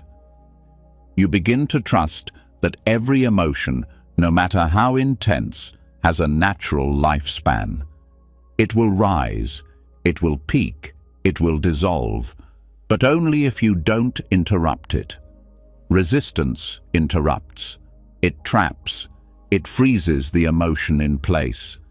But allowing it to move, like weather passing across the sky, returns you to flow, and healing needs flow. It needs movement. It cannot happen in a clenched state. That's why non-resistance isn't passive. It's profoundly healing, because it opens the system. It lets the blocked energy move. It lets the mind breathe again. And this breathing is not just metaphorical, it's physiological. Deep, non-resistant breath activates the parasympathetic nervous system, the body's natural healing mode, the mode that digests, restores, and repairs. Resistance is exhausting. It tells you to be on guard at all times, to question every feeling, to deny vulnerability, but non-resistance allows you to sit with what is and discover that it's not as dangerous as it seemed. You realize that the sadness doesn't drown you, the fear doesn't destroy you, the anger doesn't define you. They pass when you stop gripping them. Even chronic patterns start to shift when met with non-resistance. The shame that always shows up after conflict, the guilt that trails every boundary, the anxiety that rises with silence. These aren't enemies, they're habits, and habits dissolve not through force, but through understanding, through patience, through the steady choice to stay open even when it hurts. And staying open doesn't mean you say yes to abuse. It doesn't mean you tolerate harm. Non-resistance is internal. It's about how you meet the moment, not how you let others treat you. In fact, non-resistance often leads to stronger boundaries, because when you're not fighting yourself, you have more clarity, more presence, more ability to speak from truth rather than from reactivity. This principle also applies to healing from trauma. The instinct is to push the pain away, to armor up, to avoid. But trauma doesn't dissolve through avoidance. It needs to be met, gently, consistently, without pressure. Non-resistance is the safe container that allows this. It says to the wounded parts, "You're welcome here. You don't have to go away to be loved."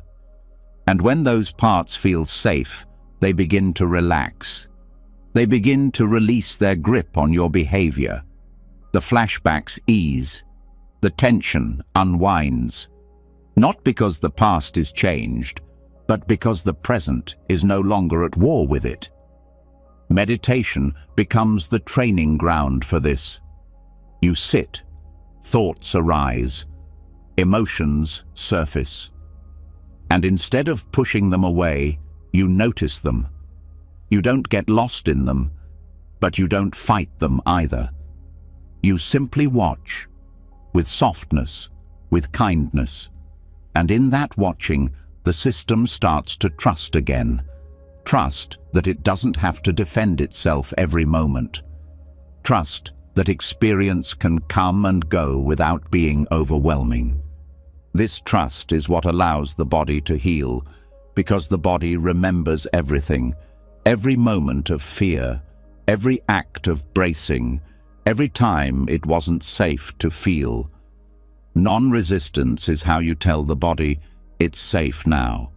And the body believes you, not through words, but through experience, through breath, through presence, through the absence of pushing.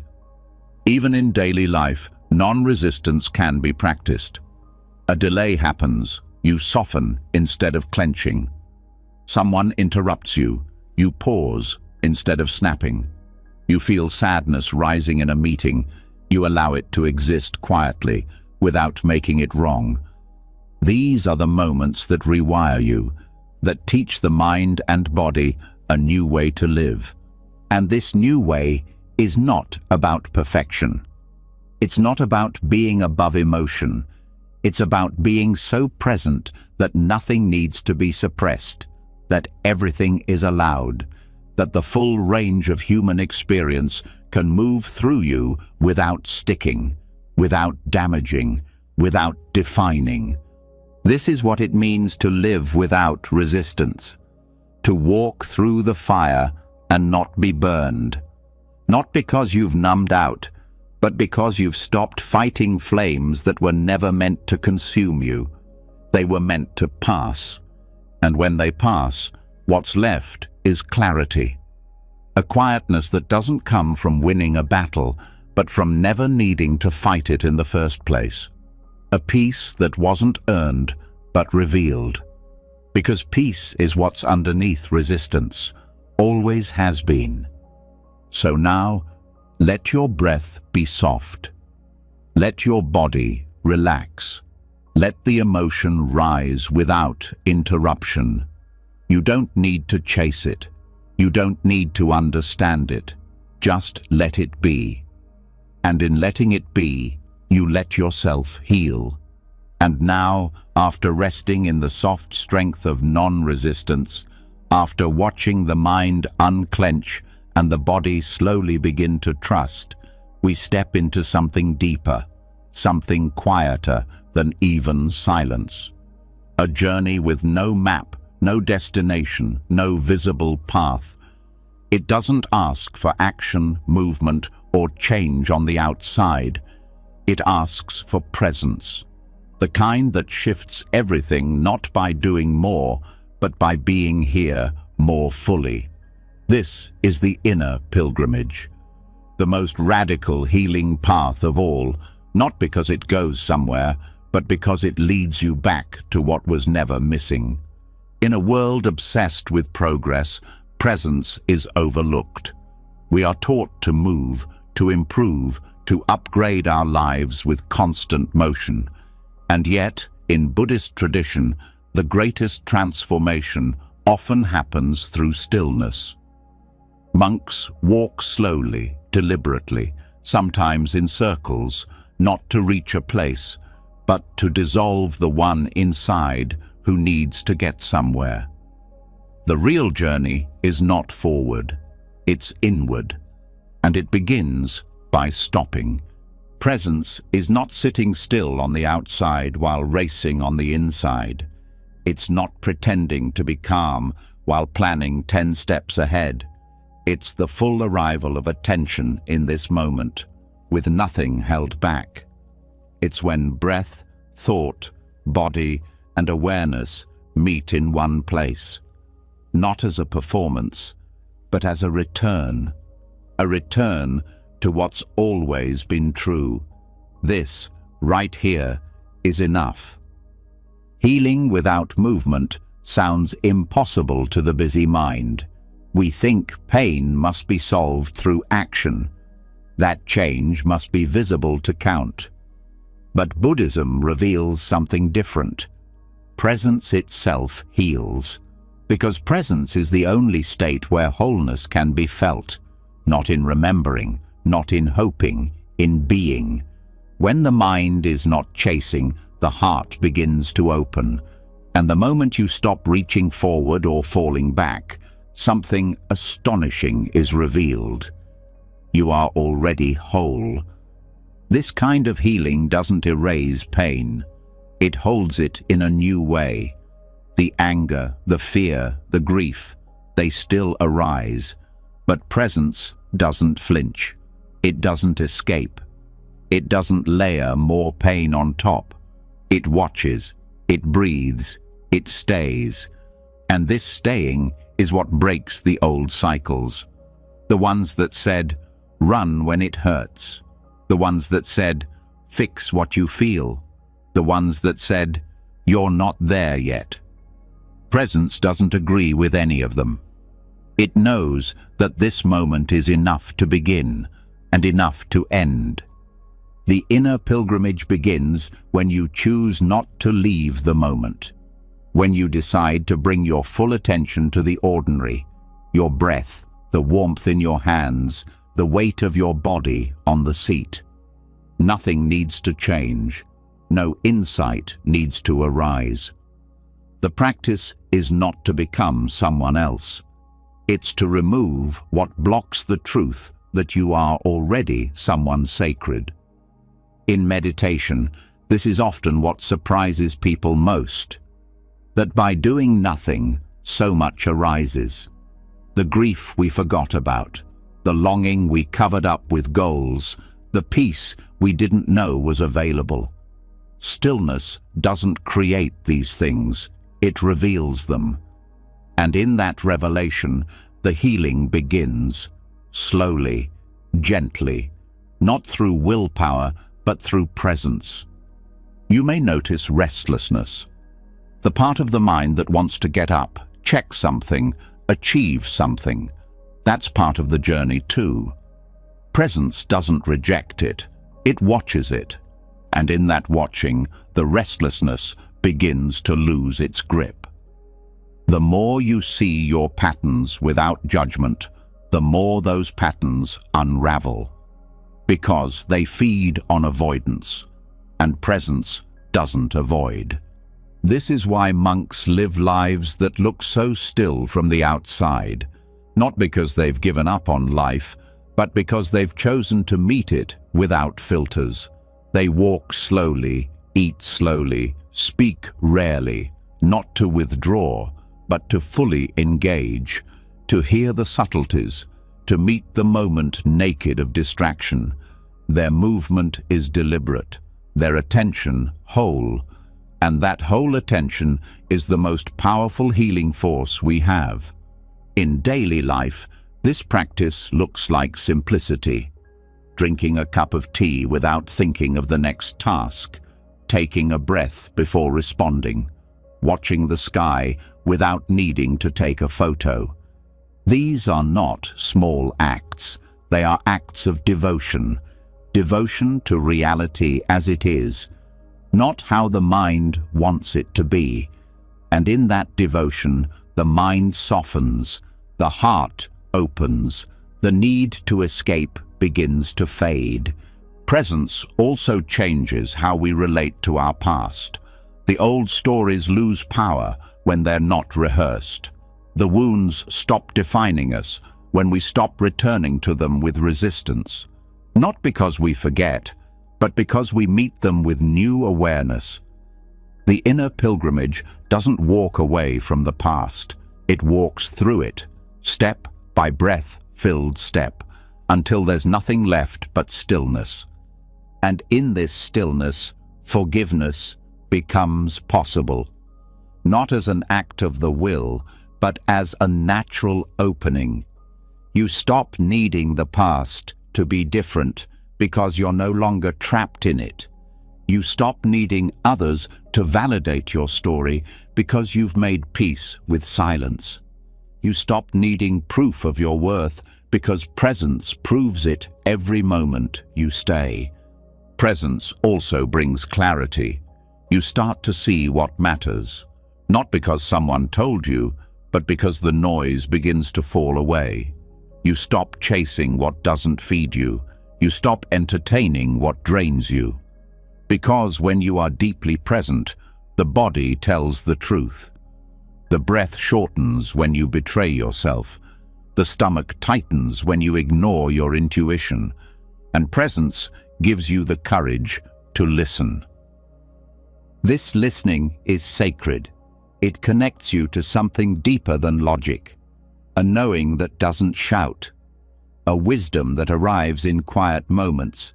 And the more you live in presence, the more you trust this knowing. You stop waiting for permission. You stop needing certainty. You simply follow the thread of what feels whole. And that thread always leads back to now. Even the body begins to change in presence. Tension releases, energy returns, illness softens, because healing isn't just about medicine, it's about how we live. And living in presence returns the body to a natural rhythm. One where the breath is full, where the heart is calm, where the immune system is no longer in fight or flight, where rest becomes sacred, not lazy, where sleep becomes deep, not filled with mental clutter. The inner pilgrimage asks you to give up nothing except your absence. It doesn't care what you do for a living. It doesn't care how spiritual you look. It asks only that you show up fully and keep showing up, even when it's hard, even when it's boring, even when nothing changes. Because in presence, everything changes, not in form, but in texture, in meaning, in depth. You begin to feel a subtle joy, not the kind that explodes with excitement, but the kind that hums quietly beneath the noise, the joy of enoughness, of being here without needing more, the joy of sitting on the earth and feeling your feet, of hearing a bird and not needing to name it, of being alone and not feeling lonely, because presence makes you whole again, and when you're whole, nothing is missing. This is the transformation, not from broken to fixed, but from scattered to whole, from absent to here, from seeker to knower, and all of that happens without moving an inch. So now, stay with this. Let presence deepen. Let the mind slow. Let the breath lead. You don't have to go anywhere to arrive. You don't have to fix anything to be well. You don't have to do more to deserve rest.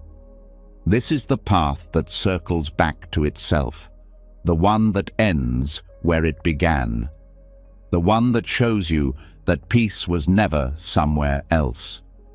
And from this deep well of stillness, from the healing that blooms not by chasing, but by staying, we turn now to one of the most powerful skills on the path: the ability to witness emotion without being consumed by it, to hold space when the storm rises, and to become the calm center rather than the wind.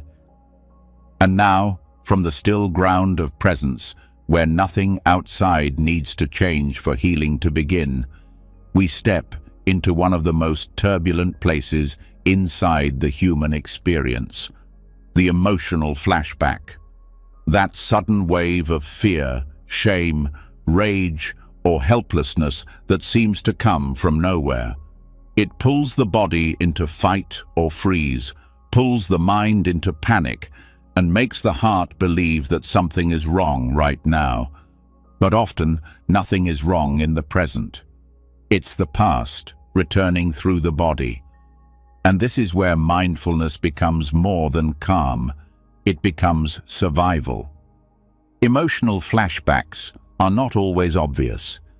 They don't need a trigger that makes sense. They don't arrive with a full memory. They slip in through sensation, the tightening throat, the rushing heartbeat, the need to disappear. These are not signs of weakness. They are signs of old pain that never had space to finish moving. And when they rise, the untrained mind reacts. It fights. It shuts down. It lashes out. It believes it is under threat. But healing begins the moment you can notice the flashback without becoming it. Mindful distance doesn't mean pulling away from your emotions. It means stepping back just far enough to see that you are not the emotion. You are the awareness noticing it. And that space is where healing happens. In that space, you have the power to respond instead of react, to hold instead of collapse, to breathe instead of bracing. This isn't detachment, it's clarity. It's the ability to stay grounded even when the storm hits. The body holds old experiences in muscle, breath, and reflex. Trauma isn't just a memory, it's a pattern of reaction. When the body senses even a small similarity to a past threat, it activates protection, and the mind interprets that activation as a present danger. That's why emotional flashbacks feel so real. But through practice, you can teach the body to pause, to look around and say, "Right now, I am safe." This pause is not intellectual, it's somatic. The body must feel it, and it begins with awareness. One of the first steps in working with emotional flashbacks is recognizing their signature. Maybe your chest tightens, maybe your hands go numb, maybe your voice disappears. Naming these patterns helps you catch them sooner. And when you catch them, you can bring in presence. You can say, "This is an old pattern. This is not happening now. I can stay here." Staying doesn't mean doing nothing. It means choosing your action consciously. Instead of spiraling into self-blame, you bring attention to your breath. Instead of yelling or shutting down, you pause and place a hand on your chest. This hand is not to fix, it is to remind. You're not alone, you're not unsafe, you're not broken. Over time, these gestures create new associations in the nervous system. The flashback still comes, but now it meets a different environment. One filled with kindness and space. Another powerful practice is grounding through the senses.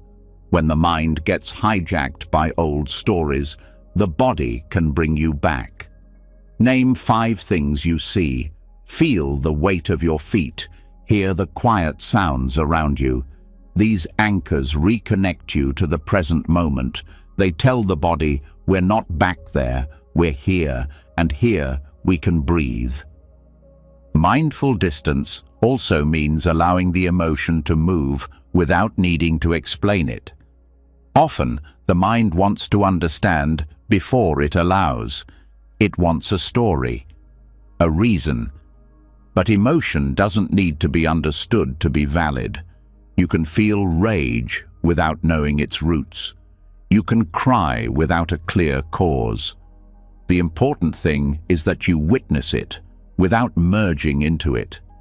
You don't become the rage, You don't become the fear, you stay the observer. This observation must be gentle, not a cold analysis, but a warm presence. Imagine watching a storm outside a window. You don't need to fix the weather, you don't need to judge it. You just stay safe inside, letting it pass. This is how mindful distance works. You remain aware, curious, kind, and through this, you begin to rewire your nervous system. You teach it that intense emotions are not threats. They are waves, and waves pass. Flashbacks often make people feel ashamed. Why am I still reacting like this? But shame adds another layer of suffering. In mindfulness, there is no shame. There is only noticing. Ah, the storm is here again.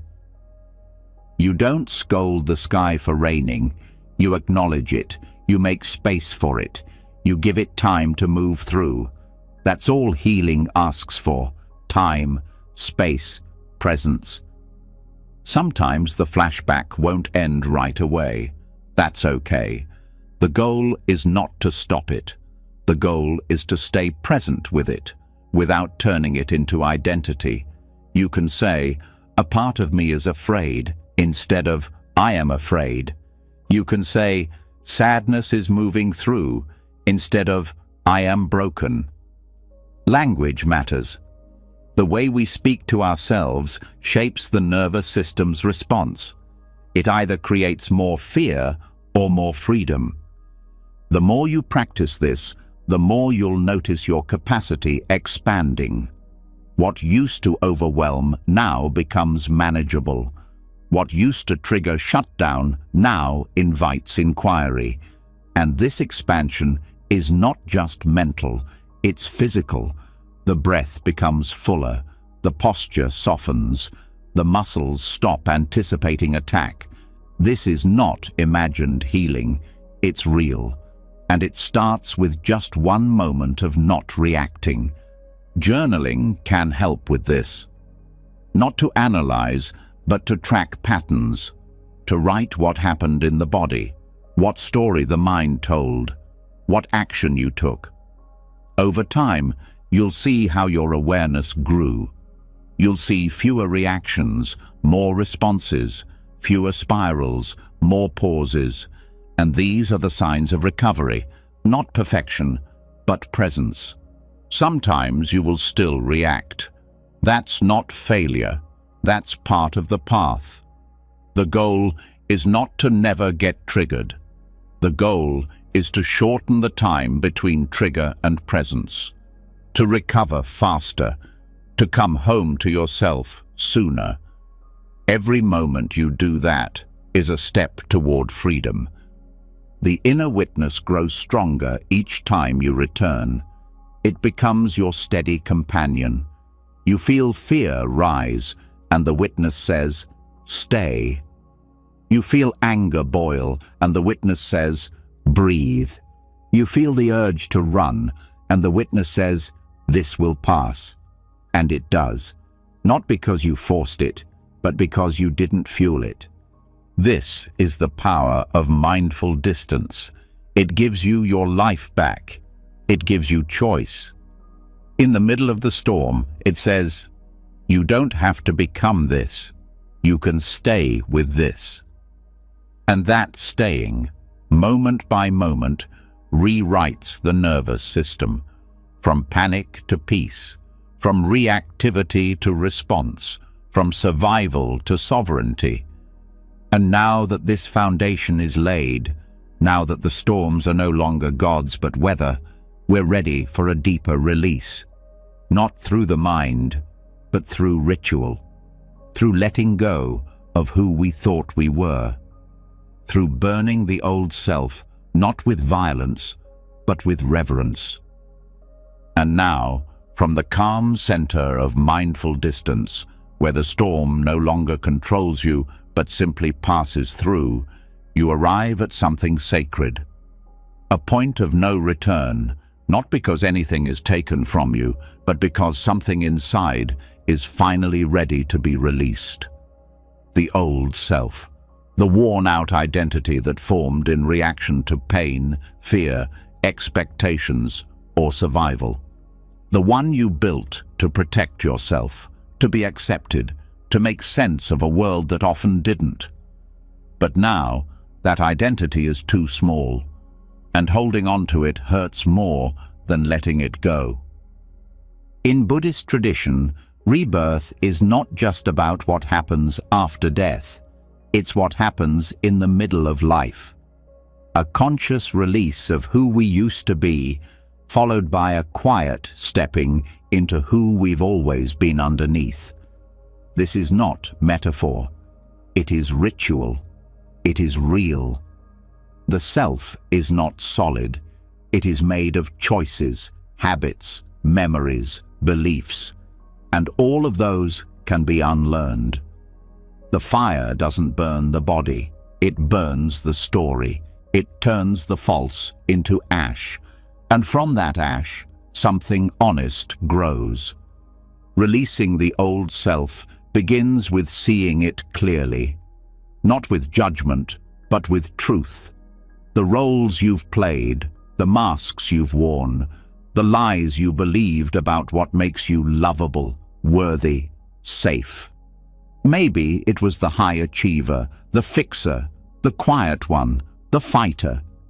Maybe it was the person who never showed pain.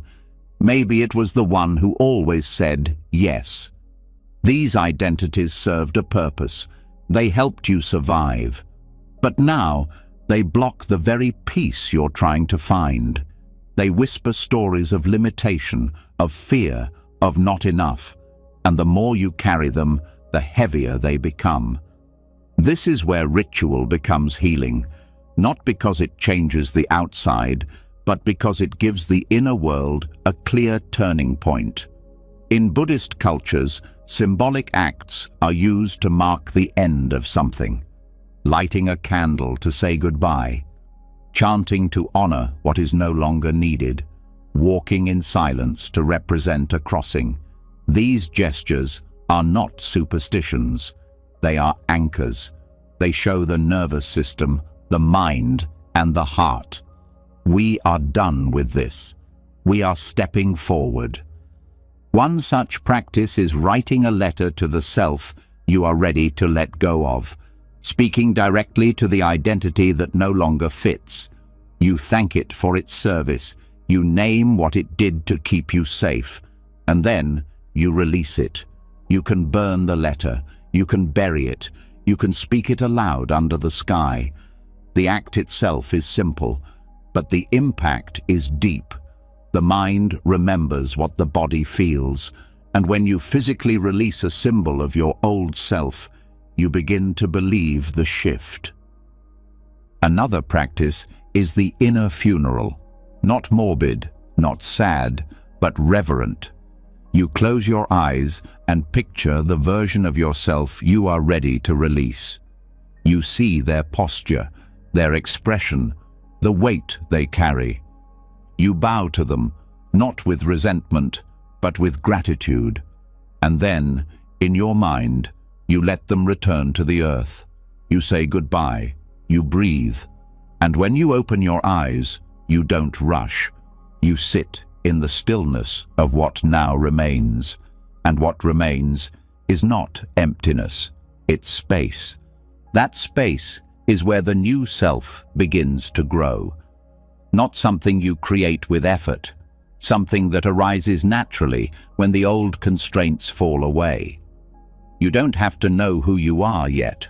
You just have to stop pretending to be who you're not.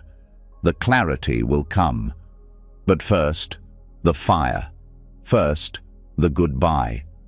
In Buddhist teaching, this is part of the cycle of samsara and liberation.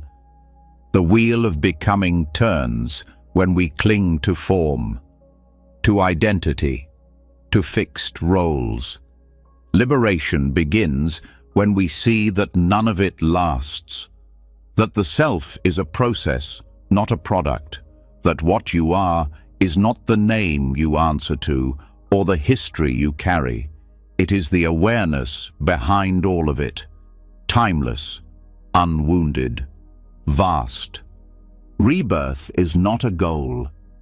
It is a return, a falling away of the false. And it can happen 1,000 times in one life. Every time you let go of an old reaction, that's a rebirth. Every time you speak truth instead of pleasing, that's a rebirth. Every time you choose rest over proving, or silence over control, or presence over performance, you are being born again. This doesn't mean the old self won't try to return. It will. It's familiar. It's loud. But now, you'll see it coming. You'll recognize the script, the tone, the urge to shrink or harden or impress. And you'll pause, you'll breathe, you'll remember, I've burned this before. I don't need to wear it again. This kind of healing takes time, not because it's slow, but because it's deep. Each layer of identity was built over years. It deserves to be released with care. You don't need to rush. You only need to stay honest. When something feels tight, examine it. When a behavior feels exhausting, question it. When an old belief speaks, ask if it still serves you. This is the work, not of becoming, but of shedding. And shedding is not loss. It is return to simplicity, to truth, to the quiet voice that was buried under performance. That voice doesn't shout. It doesn't beg. It waits. And when you finally listen, it says, "Welcome back." In some Buddhist monasteries, novices shave their heads as a symbol of release. Not because hair is bad, but because even small attachments can reveal the ego. Letting go is never about the thing itself. It's about what it represents. Control, identity, story. And every time you let go, something inside becomes lighter. You don't need to live in a monastery to do this. Every day offers small chances to release. Saying no when you used to say yes. Speaking truth when you used to hide. Resting when you used to hustle. These are acts of spiritual rebellion, not loud, but powerful. They say, the old script is no longer my master. And from these acts, a new self is born. Not the perfect self, not the one with all the answers, but the one who is real, present, soft, alive.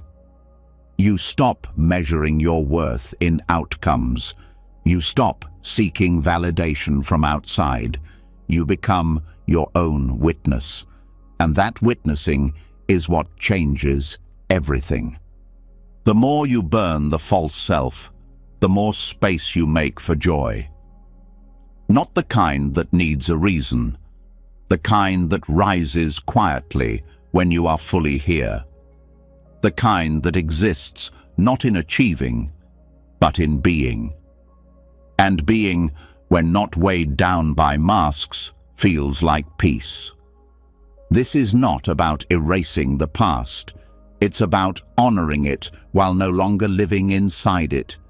You take the lessons, you bow to the pain, and you walk forward, bare, honest, free. So now, take a breath. Feel the old stories loosening, the old roles softening, the pressure lifting. You don't need to be who you were yesterday. You don't need to be who they expect. You only need to be here, fully, and let presence do the rest. Because from here, healing doesn't stop. It deepens. The old self was never the final version. And now that it's been laid to rest, what rises is not a better version, but a truer one. And now, from the quiet release of the old self, from the symbolic funeral that frees what no longer belongs, we arrive somewhere even deeper, somewhere older than language, older than story.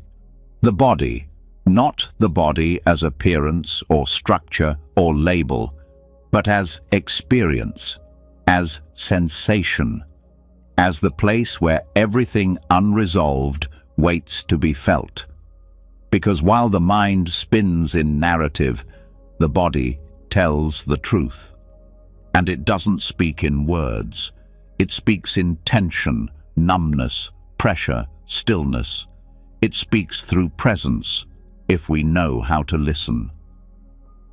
Vipassana meditation is one of the oldest Buddhist practices, and at its core, it is not about thought, it's about seeing clearly, not with the eyes, but with attention. Vipassana means insight, and it's cultivated by watching the truth of the present moment, especially within the body. Body scanning is one of the main ways this is done.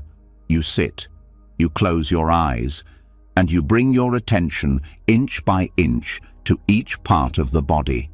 Not to change it, not to analyze it, but to feel it, directly, honestly, without resistance. This may sound simple, but for many it's the first time they've ever truly listened to their body without trying to fix it or flee from it. Trauma lives in the body, not just as memory, but as held breath, tight shoulders, clenched jaws, collapsed chests. It doesn't speak in logic, it speaks in discomfort. And when we meet that discomfort with narrative, we loop.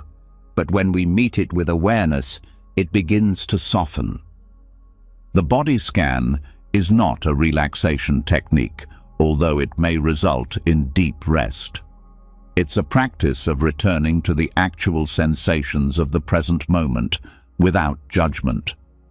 You bring attention to the top of your head. You notice what's there.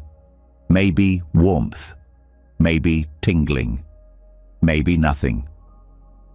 Then you move to your face, your neck, your shoulders, pausing in each area to feel whatever is there. Noticing tension without calling it bad. Noticing numbness without trying to fix it. Just meeting it as it is. Over time, this practice reveals how much of your day is spent disconnected, walking without feeling your feet, eating without tasting, living in the mind while the body carries 1,000 silent stories. The scan is a way of coming home. It is a gentle invitation to feel what was once too much to feel, but now, with presence, it can be touched safely, slowly, with kindness. When trauma is stored in the body, it doesn't ask for analysis. It asks for space. When a child is afraid, they don't need a speech. They need to be held. And your body, in many ways, is that child. It doesn't need you to figure it out. It needs you to stay, to breathe, to stop running. Through Vipassana, you begin to see that pain is not constant. It fluctuates, that even discomfort has space inside it, that behind every sensation is a field of awareness that is untouched. The pain is in the body, but the awareness is beyond it. And that awareness, that vastness, is where healing begins. Not by pushing the pain away, but by seeing that you are not only the pain, you are also the one watching it. This shift is subtle, but powerful. A tightness in the chest once meant panic. Now it means pause. A heaviness in the stomach once meant dread. Now it means listen. You stop treating the body as a problem. You start treating it as a teacher. And every sensation becomes part of the lesson, not to interpret, but to witness. Over time, areas that were numb begin to feel again. Places where emotion was stored begin to release, not all at once, sometimes in tears, sometimes in warmth, sometimes in stillness that feels sacred. This is the body speaking in its natural language, and the more you listen, the more fluent you become. Body scanning also teaches impermanence in the most direct way. You notice that no sensation stays the same. Pain rises, crests, fades. Tingling becomes warmth. Numbness opens. Everything changes. And the more you see this, the less you cling to comfort, the less you fear discomfort. You stop needing to hold on to what feels good. You stop needing to run from what feels hard. You become steady, not because life is easy, but because your attention is strong. This steadiness is the fruit of the practice, not numbness, not distance, but a soft, stable awareness that doesn't flinch, that says, yes, this too, that holds without tightening, that breathes without bracing, that knows the body is not the enemy, it is the doorway. Many people spend years looking for healing outside. Books, therapies, conversations, and these can help. But the body is always here, always available, always offering the chance to return. You can practice vipassana anywhere, sitting, lying down, standing in line, bringing your attention to your hands, your feet, your breath, noticing, not judging, just being with. And the more you practice, the more the body trusts you. It begins to open. It begins to guide. You feel when you're out of alignment. You sense when you're holding something unspoken. You catch the subtle contractions that once went unnoticed. And in catching them, you soften. You choose differently. Not because you've memorized a rule, but because you've learned how to feel what's real. This level of intimacy with the body brings clarity to every part of life. You start to notice which environments make your shoulders tighten, which conversations close your chest, which habits numb your senses. And you don't need to judge these things, you only need to notice. And through that noticing, you begin to reshape your life to support your healing, not from the outside in, but from the inside out. Vipassana also helps dissolve the sense of separation. When you feel your whole body, you stop living from the neck up. You stop being a floating head. You become whole. And in wholeness, the false boundaries between me and them begin to fade, because the awareness that feels your pain is the same awareness that would feel theirs, not conceptually, viscerally. This is why body scanning isn't just healing, it's humbling. You start to see how much tension you carried unconsciously, how many emotions were buried in the flesh, how often you left yourself without knowing it. And instead of shame, you feel gratitude that you found your way back. That presence is possible. That peace doesn't come from perfection, but from attention. Sometimes, during the scan, old memories may rise, flashes of past events, echoes of past wounds. This is natural. The body holds memory, not always in images, but in sensation. And when it feels safe, those sensations surface. Your job is not to fix them. It's to stay with them, to breathe with them, to let them unfold and fade like waves reaching shore. And when they fade, you don't rush to analyze. You rest. You feel the afterglow, the quiet that follows release, the new space where pain once lived. And that space becomes your anchor, your proof that healing happened, not through effort, through awareness. This practice also deepens sleep, because when the body feels seen, it stops holding tension in the night. It no longer needs to guard against the day, and when you scan before bed, the breath slows, the system unwinds, the body knows it is safe to rest. Vipassana is not a performance. There is no perfect scan. Some days your mind will wander. Some days emotions will rise. Some days you'll feel nothing.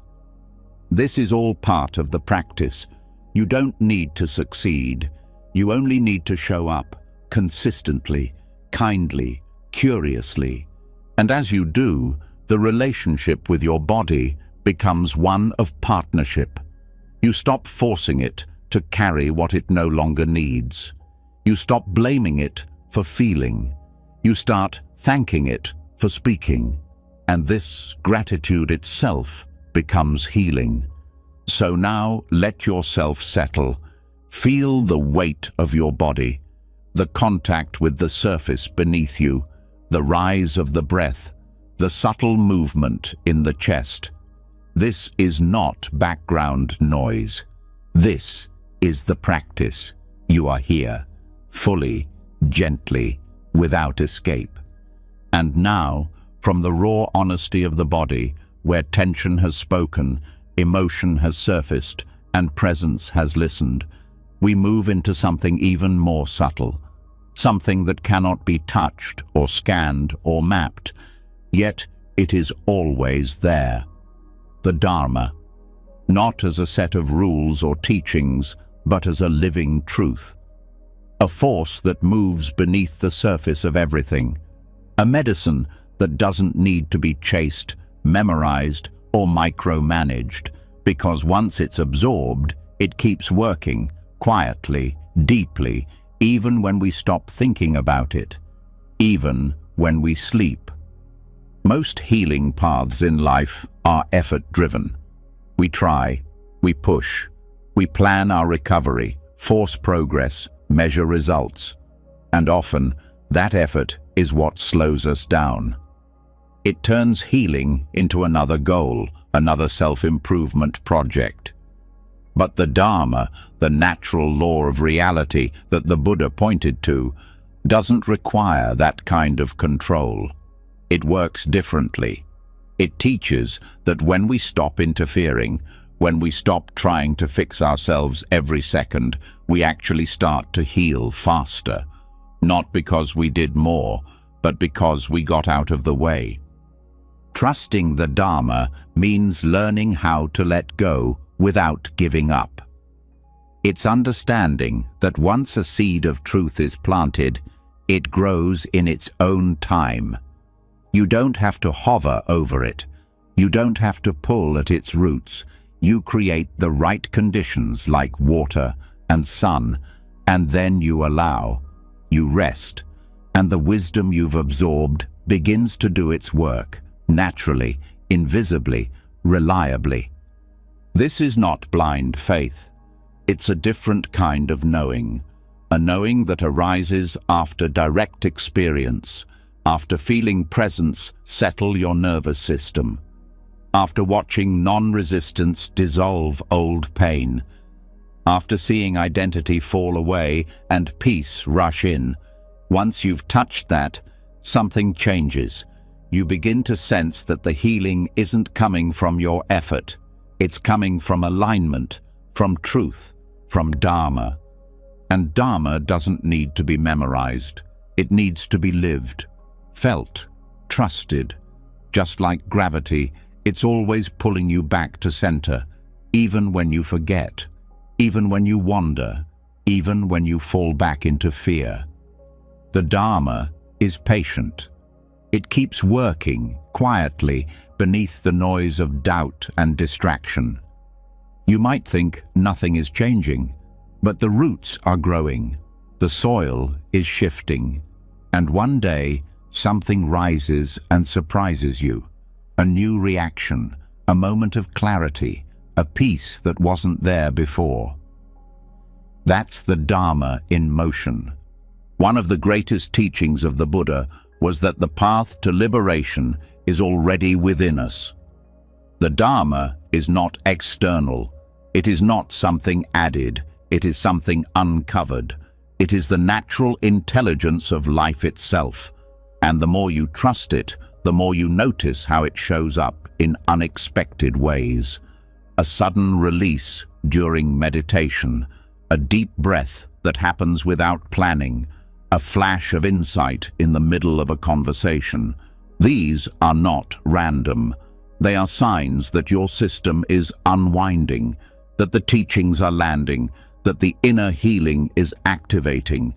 Just like medicine continues to work after you've swallowed it, the Dharma keeps moving long after the lesson is heard.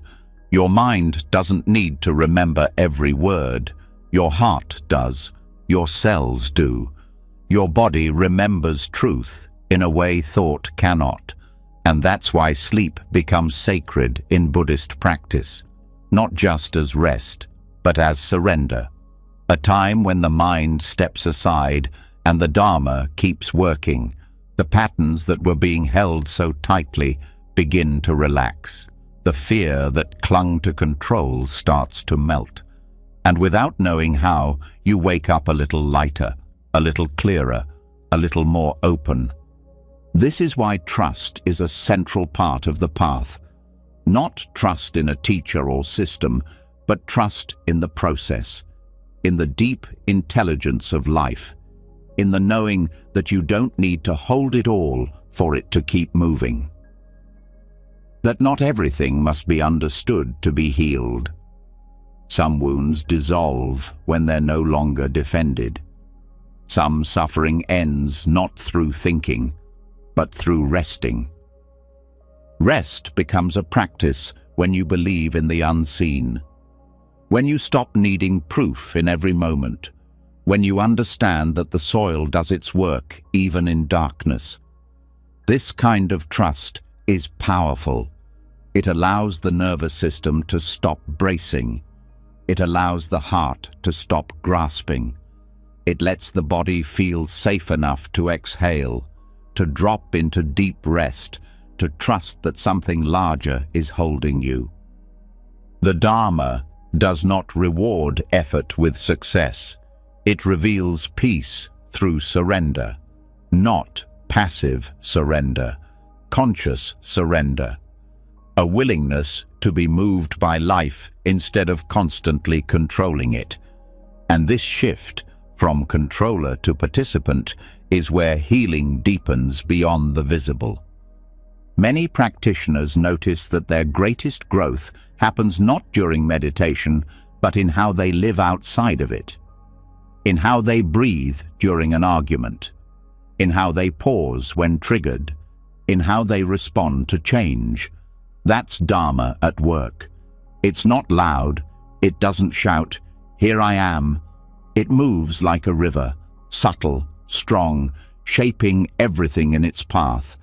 And the more you notice these shifts, the more trust grows. You see that you don't have to be perfect for healing to happen. You don't have to be in control for peace to arrive. You just have to be open, receptive, honest, willing to meet each moment without resistance. And yes, there will be moments when the old self returns, when fear tightens, when habits pull you back. But now you notice. And noticing is enough to interrupt the cycle. You don't spiral as far. You return quicker.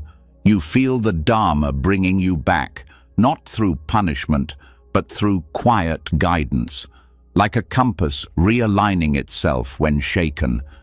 Even in moments of silence, when it feels like nothing is happening, the Dharma is working.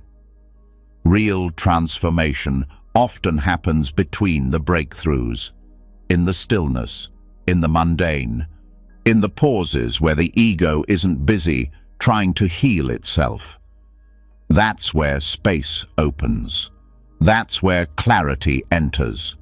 That's where old structures collapse, not with noise, but with a whisper. This is why the Buddha encouraged deep trust in the three jewels. the Buddha, the Dharma, and the Sangha. The Dharma, as truth, is the path itself. It doesn't belong to anyone. It doesn't require belief. It simply asks that you walk it with sincerity. And if you do, even your sleep becomes practice.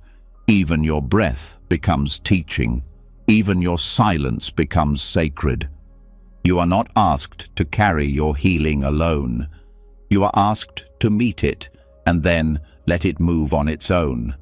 Like wind moving through leaves, like rain soaking dry ground, you can rest while it happens. You can sleep while it works. And the more you let go, the more you find yourself waking up lighter, as if something let go of you during the night. This is not magic. It is nature, the nature of the Dharma. To keep unfolding, to keep clearing, to keep softening, even when the conscious mind has stepped away, even when the heart is heavy, even when you feel stuck, the Dharma doesn't stop at resistance, it flows beneath it. So now, if you've been holding yourself tightly, if you've been trying too hard to make healing happen, let this be your permission to stop. Let this be your reminder that the truth you've been absorbing, the insights you've been collecting, the presence you've been practicing, they are working, even now, even in rest.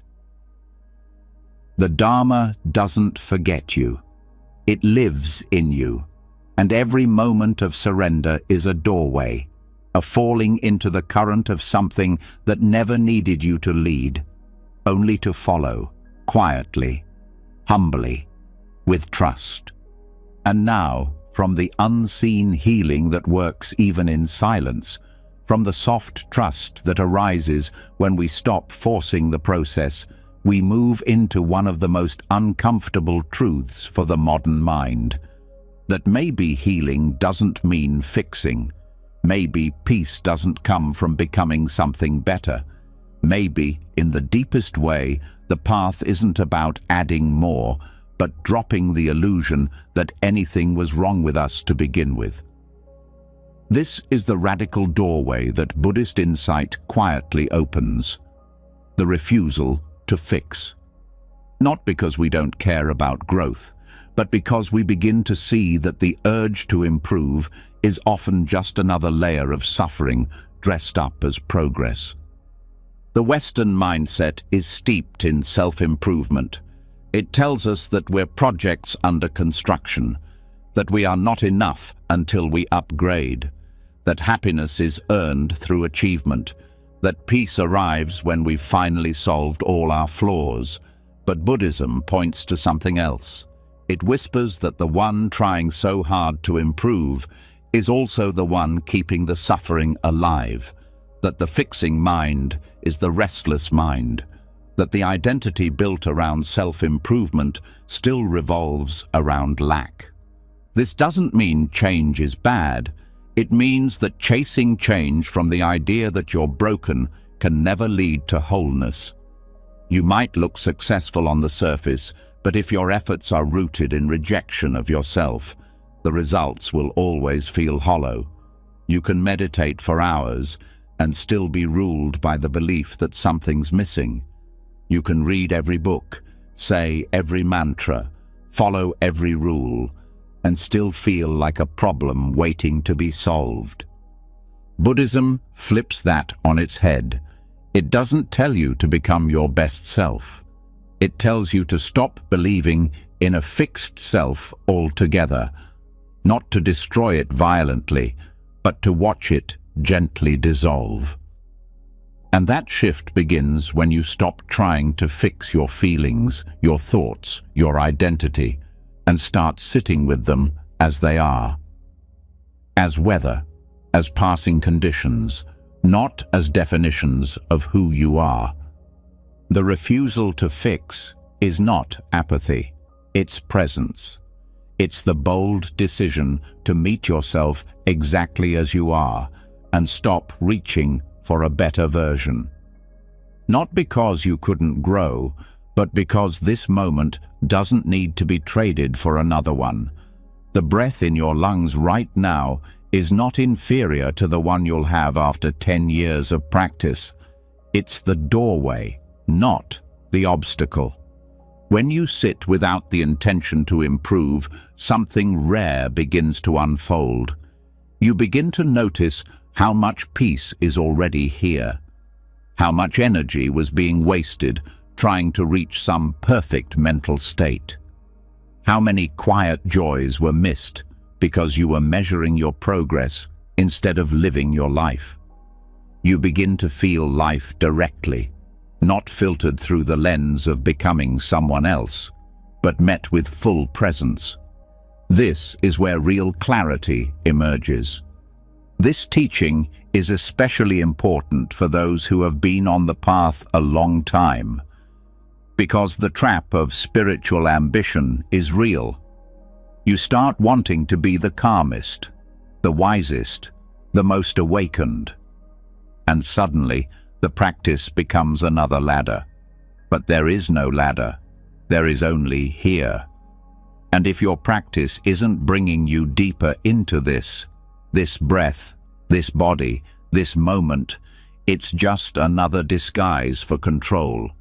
To refuse fixing is to refuse war with yourself.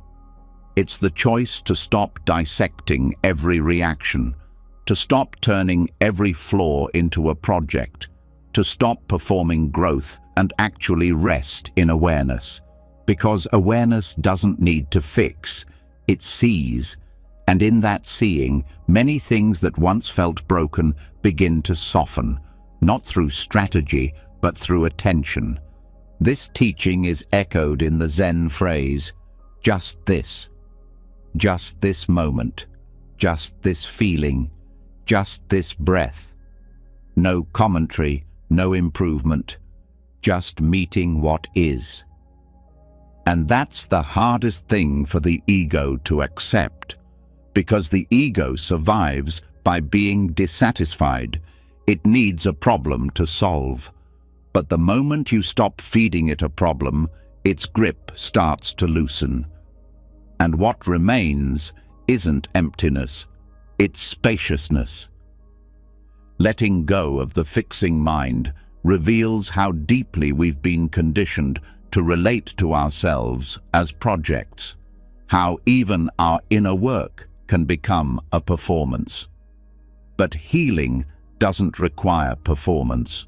It requires honesty. And sometimes honesty sounds like, I'm tired of trying to be someone else. That exhaustion is not failure. It's the beginning of wisdom.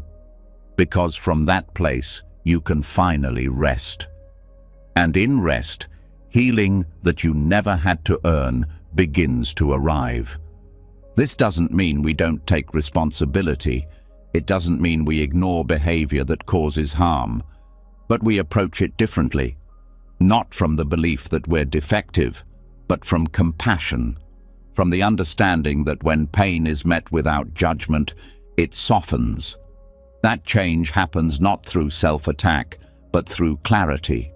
And clarity can only arise in stillness, not in a flurry of fixing. You might notice that some parts of you still resist this, that the mind wants a plan, a goal, a structure. That's okay. Let those parts be seen too. Let them breathe.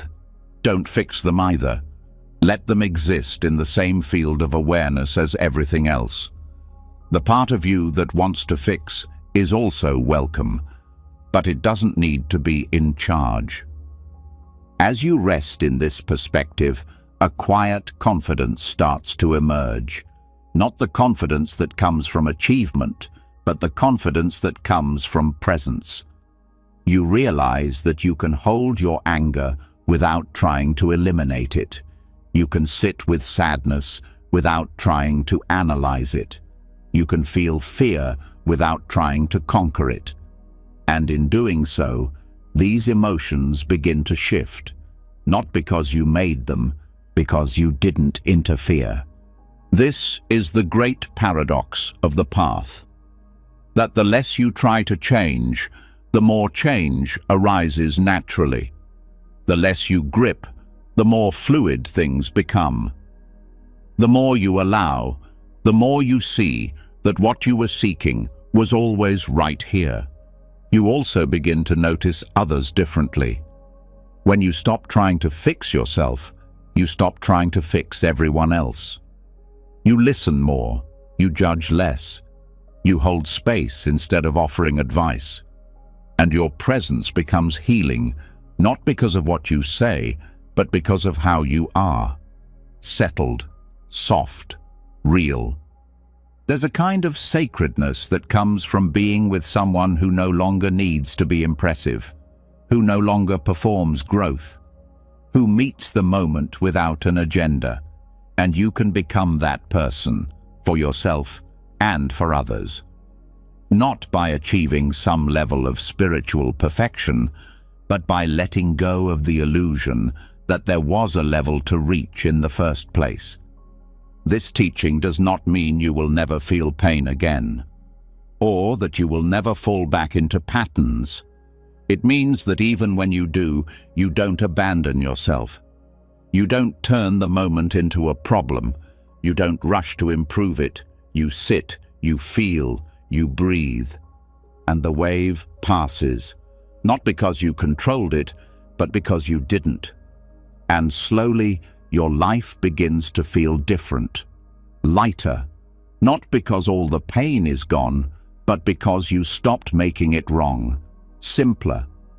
Not because you have fewer emotions, but because you've stopped turning them into identities, more beautiful. Not because you changed who you are, but because you're no longer hiding under a mask of constant becoming. This is healing without improvement. It's the most radical act of love in a world addicted to performance. It's the choice to stop negotiating with the present, to stop treating yourself like a broken machine, to stop living from the belief that one day you'll finally be enough. You already are. And now, from the soft stillness that comes when there's nothing left to fix, from the rare freedom of resting without a project, we begin to listen even deeper. Not to thought, not to sensation, but to what happens underneath it all when the mind becomes truly quiet. There's something that occurs in these depths of silence that no language can fully describe, but it leaves traces, gentle echoes that change the way the nervous system remembers pain. Because in the stillness of deep meditation, something extraordinary begins. Emotional memory is rewritten, not through analysis, not through story, but through pure presence, through the echo of stillness. In Buddhist meditation, this process is known through the lens of jhana. These are deep states of concentration and absorption, cultivated not through force, but through letting go. When the mind is calm, steady, and not distracted by the usual stream of thoughts, it begins to settle into deeper layers of itself. There is less noise, less inner resistance, and in that clarity, the nervous system gets a new message, one it may have never received before. You are safe. You don't have to defend. You don't have to anticipate danger. You don't have to replay the past. These deep states of stillness begin to create new templates inside the brain. The body starts to associate calm with familiarity rather than with threat. This is crucial because trauma often rewires the nervous system to respond to silence or rest with anxiety. For many, stillness feels unsafe at first. It reminds the body of danger, of what used to happen when nothing was being said, when the chaos stopped just before the storm. But with gentle, repeated exposure to meditative stillness, the system begins to learn something new. Not all silence is dangerous. Some silence is sanctuary. Modern neuroscience is beginning to catch up with what Buddhist monks have known for centuries, that emotional memory is not fixed. It can be softened, rewritten, not by suppressing it, but by giving the nervous system a new environment, a new emotional landscape to explore. When the brain enters deep meditative states, activity in the prefrontal cortex, the part responsible for planning and self-referencing, quietly fades. At the same time, areas responsible for sensory integration and emotional regulation become more active. This balance creates a safe, non-verbal space in which the body can reorganize itself without needing a narrative. Trauma often lives as fragments, not full stories, but pieces, sensations, flashes, emotional spikes. In daily life, these fragments get re-triggered without context. But in meditation, especially in deeper jhana states, the mind is not chasing storylines. It is holding presence, and that presence becomes a container large enough to hold the fragments without being overwhelmed by them. They begin to integrate slowly, silently, without analysis. It's not about remembering what happened. It's about feeling what was never fully felt in an environment that is finally safe. This process happens beyond conscious control. It's not something you make happen.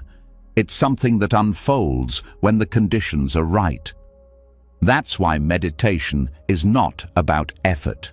It's about alignment, creating the conditions for healing to happen naturally through attention, stillness, and breath.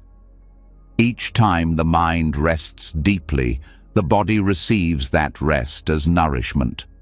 And over time, the accumulation of those quiet moments becomes a new baseline, a new normal.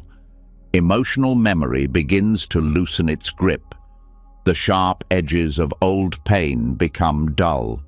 The urgency of fear begins to fade. And this doesn't happen because you convinced yourself with words.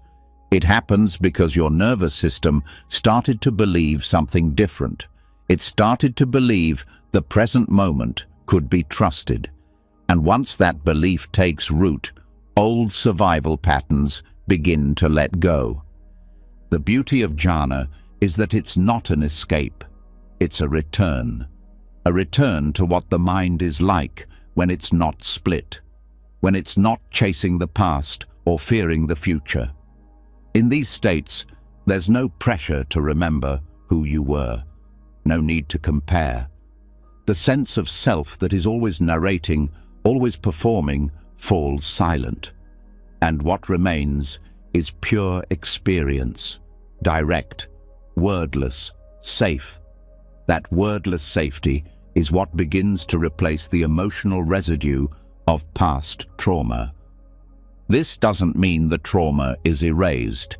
It means the nervous system doesn't have to respond as if it's still happening. And that shift is everything. That's when you begin to breathe without tension, sleep without interruption, love without bracing, live without apology. For many, the first taste of this happens gradually. The initial stages of meditation may feel chaotic. The mind resists the quiet. The body fidgets. Thoughts shout louder when you try to sit still. But with gentle consistency, the noise begins to quiet. And in the spaces between thoughts, stillness begins to bloom. It may only last a second at first, but that second is powerful, because in that second, the system gets a new imprint, one of peace, of stillness, of nothing needing to be done. Over time, those seconds stretch into minutes, and those minutes begin to shape the emotional body. This is not psychological conditioning, it is spiritual repatterning. A deep inner remembering of what it feels like to be untouched by the storm, not above it, not dissociated from it, just not swallowed by it. Jhana is not a goal to chase. It is a state that arises when striving ceases. When you stop trying to control the experience and start surrendering to presence, it is a refinement of attention so complete that the usual sense of self dissolves. What remains is pure knowing, pure being, and that being leaves an imprint far more powerful than any affirmation or cognitive insight. It leaves the body knowing what safety feels like, not as an idea, but as a felt reality. And that's what rewrites emotional memory, new felt experiences, not forced, but allowed, not shouted, but whispered. These whispers stay, they echo, they change how the body responds to old triggers, they shift how the mind reacts to stress. They slowly untangle the knots that years of survival tied up inside you. This is why stillness is not passive. It is active healing. It is the deepest kind of work, not because it looks dramatic, but because it touches the roots of the pain without digging. It waters what was once dry. It rests what was once overworked. And it does all this without words, without story, just presence.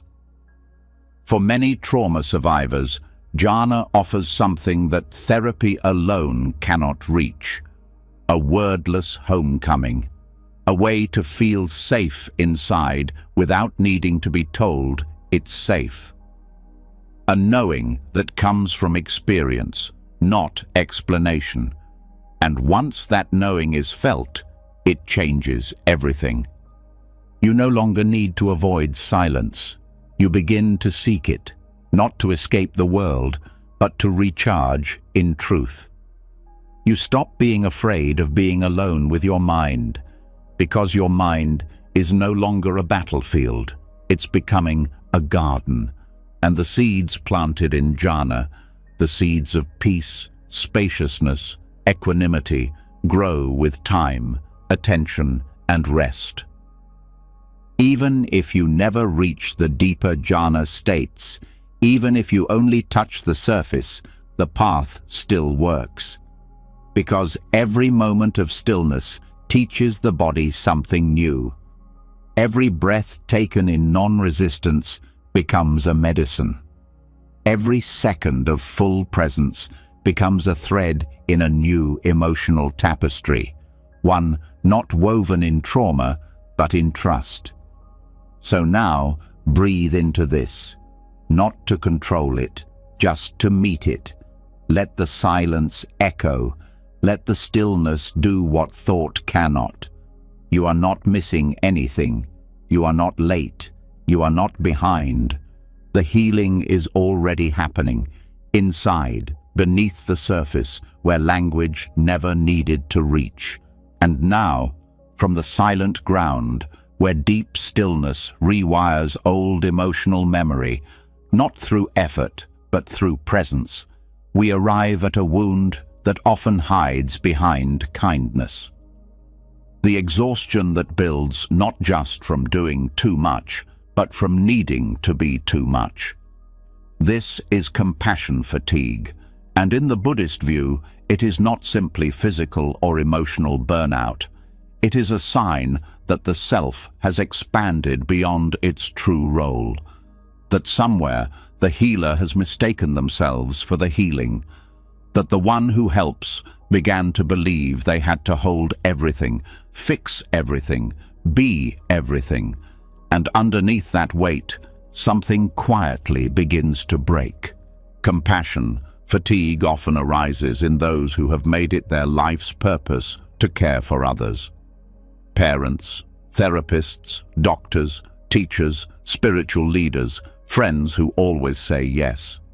These roles are often worn with pride, but over time they can become armor. And armor is heavy. especially when the world expects you to never take it off. But the Buddhist path shows something different. It reveals that true compassion is not a performance. It is not a role. It flows not from identity, but from emptiness, from the recognition that no separate self does the helping.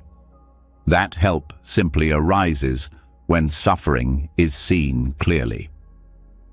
When compassion becomes ego-driven, it quietly shifts from presence to pressure. The desire to alleviate others' pain becomes entangled with the need to feel valuable, needed, righteous, or in control. And this is where fatigue begins, not just in the body, but in the spirit, because helping becomes a source of identity, and identities must be constantly maintained. The moment the helper fails, forgets, or falls apart, the story of who they are begins to shake. And rather than resting, they push harder. Rather than stepping back, they reach further, until there is nothing left to give. Buddhism teaches that clinging to identity, even a noble one, creates suffering. And the helper identity is no exception. When you believe your worth is tied to your ability to serve, you stop being a person. You become a function, and this disconnects you from your own needs, your own limits, your own right to rest. You begin to treat yourself like a tool, useful only when giving, broken when tired, and healing begins not by trying to restore the function, but by letting go of the role.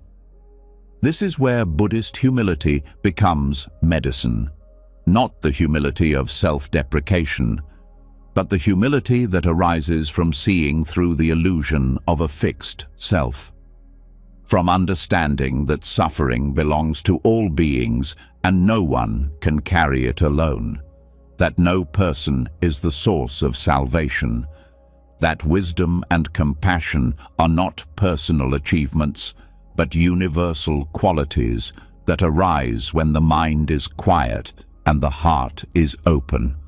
When the healer steps back, not out of apathy, but out of clarity, something begins to soften. The compulsion to save weakens. The tendency to override one's own pain in order to serve others begins to unravel. And what replaces it is not selfishness, but balance, compassion that includes the self, giving that flows from fullness, not depletion, listening that doesn't drown in other people's stories. Many who suffer from compassion fatigue don't realize it until it's deep, because exhaustion becomes normal, numbness becomes routine, and guilt keeps them going. The guilt of stepping back, of saying no, of resting while others suffer. But Buddhism offers a radical shift. It teaches that suffering does not end through martyrdom. It ends through awakening. And awakening is not achieved by running yourself into the ground.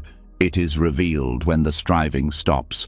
The path of the Bodhisattva, the awakened one who returns to help others, is not about personal glory. It's about letting go of self-centered striving in both directions. Not just selfish desire, but also self-sacrificial performance. The Bodhisattva helps not because they need to be seen a certain way, but because they no longer see themselves as separate. The action is spontaneous, free from identity, free from expectation. This is what Buddhist detachment brings to the healer's journey. A chance to stop over-identifying with the role, a chance to be human again, to cry, to rest, to say, "I don't know," to step away without shame.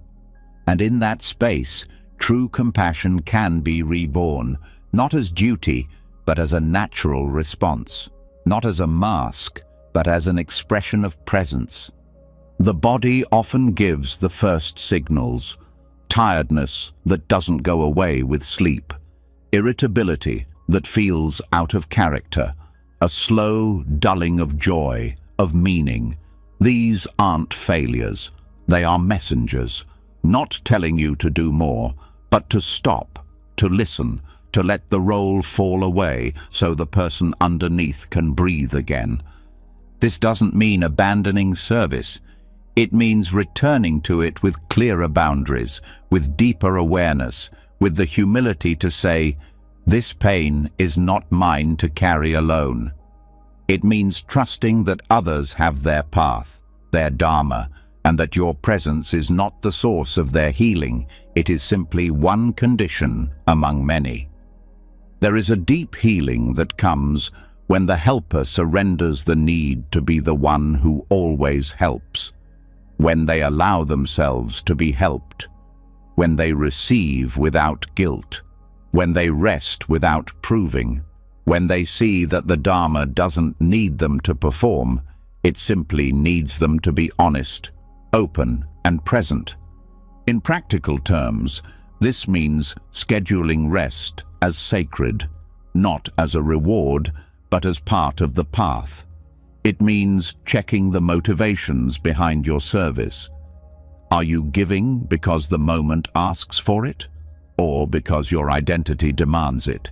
It means noticing when fatigue becomes a badge of honor, when exhaustion becomes proof of value.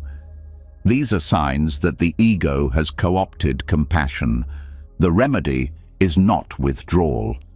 It's returning to source, to presence, to the simple truth that compassion without wisdom burns out, and wisdom without compassion becomes cold. The balance lies in non-attachment, not to people, not to roles, not to the story of who you think you need to be. Even traditional Buddhist communities recognize this. Monks rotate responsibilities, teachers step down, retreats include time for solitude, silence, renewal. There is no pride in burnout. There is no virtue in collapse. There is only awareness. And from awareness, the right action arises, not forced, but timely, not habitual, but conscious. One of the most healing realizations for those in caregiving roles is this: you are allowed to be tired. You are allowed to pause. You are allowed to let someone else hold the space. Your worth does not rise and fall with your usefulness. The Dharma is still alive in you, even when you are lying down, even when you are doing nothing, even when your only act of compassion is offering it to yourself. Let that truth settle into the places that feel heavy. Let it reach the part of you that always shows up. Let it wrap around the voice that says, "You're only valuable when you give." And watch what begins to soften. The tension, the resentment, the silent grief of being unseen. They all begin to melt, not through more doing, but through being seen. You don't need to rescue everyone. You need to return to the part of you that never needed to be a rescuer in the first place. The part that loves not because it's expected, but because it's free. The part that rests without apology. The part that knows that silence is also a gift. So now, take a breath for yourself, not as preparation to serve, but as a declaration that you matter, that you deserve the same kindness you give to others, that being the healer includes healing yourself. And now, from the tenderness of laying down the rescuer's burden, from the deep exhale that comes when the healer no longer needs to carry every wound, we step into one of the most misunderstood and emotionally complex practices on the path: forgiveness. Not the version that requires an apology, not the version that comes with a bow and a perfect resolution. The Buddhist path offers something different. It reveals the paradox that healing through forgiveness does not require anyone else's involvement. It begins the moment the grip loosens. Not their grip on you, but your grip on the pain. Pain has its own gravity. When something unjust happens, the wound creates a story. That story becomes a container for the memory. It says, "This should not have happened," and often it's right. But if the story is held too tightly, if the mind refuses to put it down until the world corrects itself, the pain starts to grow roots. The original harm may have happened once, but the retelling becomes endless. Every time the story plays, the body tightens, the breath shortens, the anger resurfaces, and waiting for closure becomes a second prison layered over the first. Buddhist forgiveness begins where control ends. It is not dependent on the one who caused harm. It is not a transaction. It is a release, a decision not to excuse, not to forget, but to stop bleeding for someone else's wound. In this view, forgiveness is not for the other person. It is the gift you give yourself so that your suffering is no longer tethered to what they did or didn't do. This is not easy, especially when the harm runs deep, when betrayal came from someone trusted, when no apology ever came, when the pain was dismissed or denied. The heart may cling to the idea that justice is needed for peace. That closure must arrive before the wound can heal. But closure is often a fantasy. It assumes the past can be reshaped by someone else's words, and the Dharma gently teaches that this belief only delays freedom. The Buddha taught that clinging to anger is like holding a hot coal with the intention of throwing it at someone else. You are the one who burns.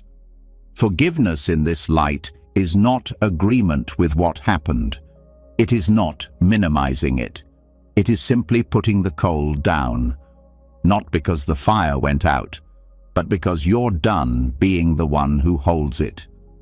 To forgive in the Buddhist sense is to see clearly the nature of impermanence and karma.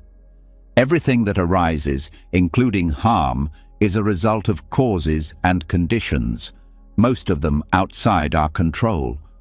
People act from their own confusion, fear, pain.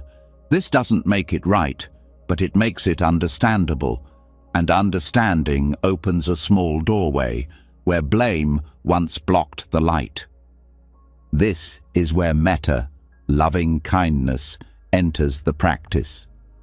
It begins with sending kindness to oneself, to the part that was hurt, to the part that still feels abandoned, angry, unseen. You hold that part without rushing it, without pretending it should be over by now. You sit with it like a quiet friend, and slowly the inner landscape begins to change. The pain is no longer a command, it's a signal, not to retaliate, but to tend. As the heart softens, the grip on needing someone else to fix the past begins to release. You realize that no apology, no sentence, no justice can truly undo what happened. But the freedom to move forward is still within reach, if you're willing to reclaim your peace without waiting for someone else to hand it to you. This is the forgiveness paradox. True forgiveness happens in solitude. It doesn't require a witness. It doesn't need to be approved. It's an internal act of courage, a quiet moment of truth when the heart says, "I no longer need to hold this hurt to remember who I am." In some Buddhist practices, forgiveness is offered through meditation phrases. You sit quietly and repeat inwardly, "If I have hurt you in any way, knowingly or unknowingly, I ask for your forgiveness. Then, if you have hurt me in any way, knowingly or unknowingly, I forgive you. And finally, if I have hurt myself in any way, knowingly or unknowingly, I forgive myself. These phrases are not mantras. They are invitations. They are keys that unlock the cage of grievance. This form of forgiveness does not rush the process. It does not force reconciliation. Sometimes, the most loving thing you can do is forgive someone and never speak to them again. Forgiveness does not require reunion. It requires clarity. It says, I see you for what you are, and I release the need for your remorse to free myself. Forgiveness also doesn't mean forgetting. Memory is part of wisdom. It helps you see patterns. It helps you create boundaries. But memory without forgiveness becomes armor. It keeps you frozen. Forgiveness lets the memory remain, but loosens the sting.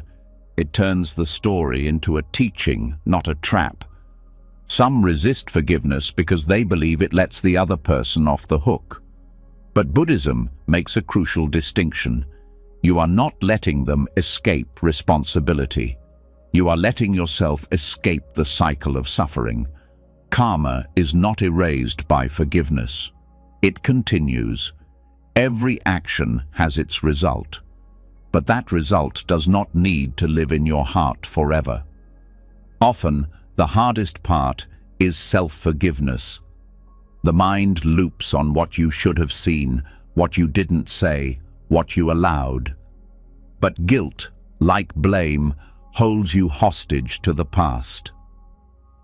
Buddhist compassion begins with seeing your own humanity, that you, too, were operating under conditions, that you didn't know what you know now, that pain made choices before wisdom could arrive.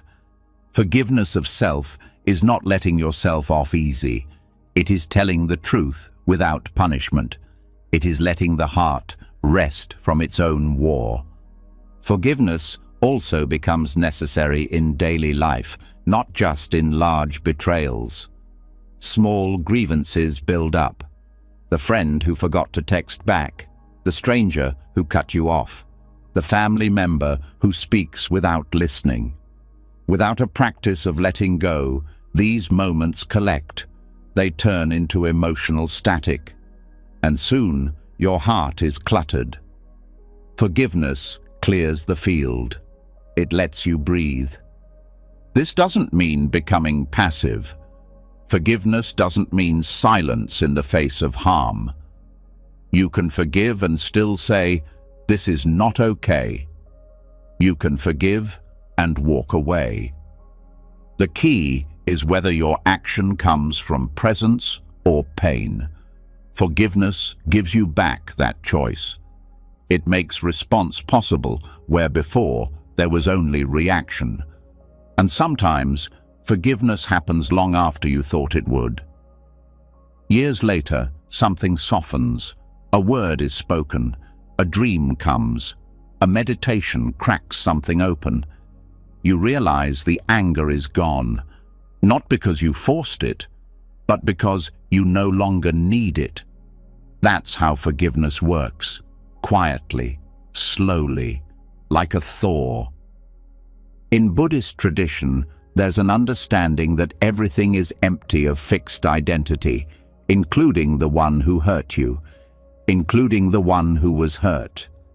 What you are now is not what you were then, and what they are now may not be what they were either. This doesn't excuse, but it opens a door. The past loses its grip, not because it's erased, but because it's no longer solid. So now, breathe into the place where the pain still echoes, not to change it, just to witness it. Ask gently, what part of me is still waiting for someone else to make this right? Can I release that part, even if they never do? You may not feel ready. That's okay. Forgiveness is not a deadline. It's an offering, a path you walk slowly, a door you open a little more each day. Some days it swings wide, some days it stays closed. The path is still valid. And from this path of quiet release, from the deep act of letting go without needing resolution, we begin to build something new. A strength that doesn't wall out the world, but bends without breaking. A resilience that stays open, but protected. A softness that survives not by hiding, but by knowing it cannot be broken. That's where we go next. A strength that isn't loud, but unshakable. Let's keep going. There's more truth waiting just ahead.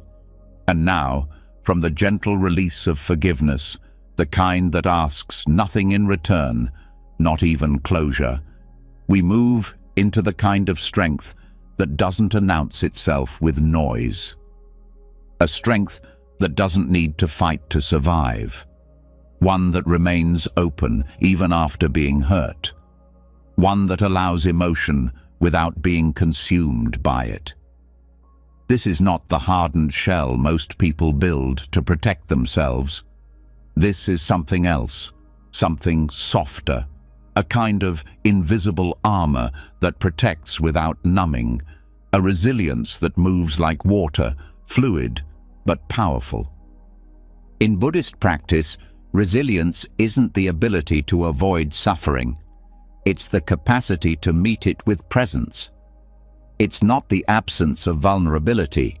It's the presence of awareness while vulnerable. The mind doesn't need to shut down. The heart doesn't need to close. Instead, mindfulness trains the system to stay present without collapsing. To feel everything, but be held by something deeper than feeling. That something is the soft armor. It doesn't block life. It doesn't resist experience. It bends with it. The usual response to emotional pain is defense, walls, silence, withdrawal, or attack. But those strategies often carry their own weight. The harder the wall, the more brittle the inner world becomes. Protection becomes isolation. Strength becomes numbness. But mindfulness teaches a different path. One where you can feel fully and still stay intact. One where experience moves through you instead of taking you down. This soft armor is built slowly, through practice. Every time you sit with discomfort instead of reacting, a layer is formed. Every time you let anger pass through without latching onto it, another layer settles. Not layers of separation, but layers of steadiness. You become familiar with intensity, not in a way that dulls it, but in a way that no longer overwhelms. You learn that emotion is weather, and you are the sky. This is not detachment in the cold sense. It is spaciousness, a heart wide enough to feel sorrow and still speak gently. A mind trained enough to hold grief without needing to escape. This is the result of presence applied consistently, not perfectly, not with effort, just again and again, choosing to stay instead of shut down. That choice rewires everything. The nervous system begins to recognize that intensity is not a threat, that pain is not permanent, that feelings are not failures. And over time, the baseline shifts. Stress rises and falls without hijacking the whole system. Fear surfaces without dictating action. Sadness arrives without pulling everything into darkness. You become more stable, not by force, but by familiarity with your own experience.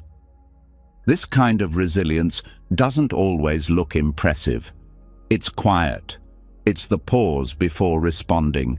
It's the breath that stops the spiral.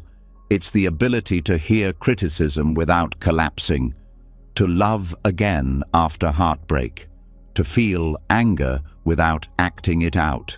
That's not weakness. That's strength matured. In Buddhist teachings, the quality of equanimity plays a central role in this. Equanimity isn't indifference. It's balance, a calmness that comes from seeing clearly, that sees joy and pain, praise and blame, gain and loss, and doesn't swing wildly between them. It's the groundedness that keeps you from chasing highs or running from lows. And this balance becomes the core of soft armor. You meet what comes, not with resistance, but with clarity. You respond, not out of habit, but out of choice. This doesn't mean you become a blank slate. Emotions still happen, but you're no longer ruled by them. You stop clinging to the highs. You stop fearing the lows. Everything becomes usable. Even the difficult moments are no longer threats. They are teachers, and each one strengthens your ability to remain grounded. Part of this soft armor is also the ability to name what's happening without becoming it. You don't say, "I am broken." You say, "There is sadness here." You don't say, "I am angry." You say, "Anger is moving through." This language isn't just semantic, it's structural. It reshapes how identity is formed around emotion. It makes space between the feeling and the self, and in that space, resilience lives. This practice extends beyond formal meditation. It's how you walk into hard conversations, how you sit with someone else's pain without absorbing it, how you return to center after being pushed. The world doesn't need more people hardened by pain. It needs people who can stay soft without being destroyed. And that's exactly what this practice cultivates. Mindfulness also helps you become aware of your edge, the moment where presence slips into defense, where softness begins to turn rigid. That edge is important. It shows you your current capacity, and honoring that edge is also resilience. You don't push through it. You pause, you breathe, you widen your window slowly, and that slow expansion becomes a durable transformation. This approach also redefines boundaries. Boundaries are not walls. They're the recognition of where your responsibility ends, where your energy is no longer required, where your peace matters. The soft armor allows you to say no without guilt, to walk away without resentment, to stay open without being taken advantage of. That's a kind of emotional clarity many never experience, not because they can't, but because they were never shown how to find it.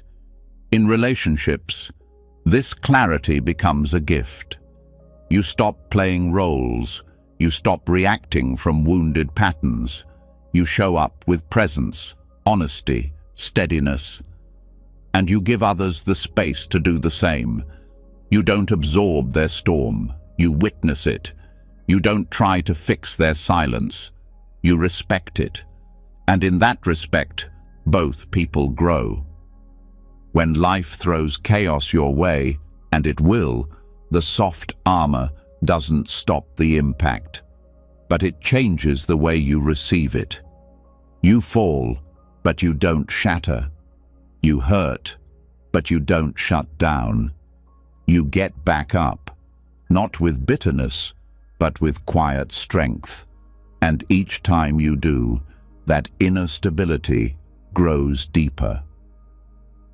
The world trains us to toughen up, to fight back, to never show weakness. But Buddhism teaches the opposite, to stay soft, to remain open. Not as a victim, but as someone who knows their strength is not in avoidance but in presence, the one who can sit with pain and still speak gently, the one who can see clearly and still choose kindness, the one who doesn't need armor made of steel, because their heart, their breath, their awareness is enough. This is not an idea. It is a skill, built moment by moment, breath by breath. And every time you choose awareness over reaction, you reinforce it. Every time you let emotion pass through instead of attaching to it, you strengthen it. It's not about becoming unshakable in the traditional sense. It's about becoming unbreakable in your ability to stay present. This is the soft armor. It doesn't protect you from life. It lets you live fully within it, without shutting down, without building walls, without losing yourself to every wave that crashes. And that, in a world constantly pulling you into chaos, is a kind of miracle. So now, carry this strength with you. Let it settle beneath the surface. Let it hold you the next time life presses hard. You don't have to close. You don't have to harden. You have something better. You have presence. You have breath. You have awareness. And that is more than enough. After everything we've explored together, through silence, stillness, breath, and the soft release of old identities, what remains is not just knowledge. It's a felt shift, a quiet, steady unfolding back toward wholeness. Over these 3 hours, you've gone deeper than most people ever dare to. You've touched the medicine of emptiness, the strength of surrender, the healing power of letting go without needing answers. You've learned how forgiveness works without apologies, how resilience can be soft, and how even your sleep can be rewired into a sanctuary of healing. This wasn't just content. This was a return, a homecoming, to the version of you that doesn't need fixing, the part that was always whole beneath the stories. And now the real healing begins, not through effort, but through remembering. Let this wisdom echo long after the audio fades. Let it keep working while you rest. Let it meet you in your breath, your pauses, your small daily choices. That's where the Dharma lives, not in theories, but in presence. If something touched you tonight, if even one sentence gave your heart room to breathe, let us know. Drop a comment below and share what spoke to you most. You never know who else you'll inspire to begin their own path. And if you'd like more of these deep, soul-shifting journeys, subscribe and hit the bell so you don't miss what's coming next. There's more waiting for you here. Until then, sleep deeply, heal quietly, wake up lighter. The path is inside you now.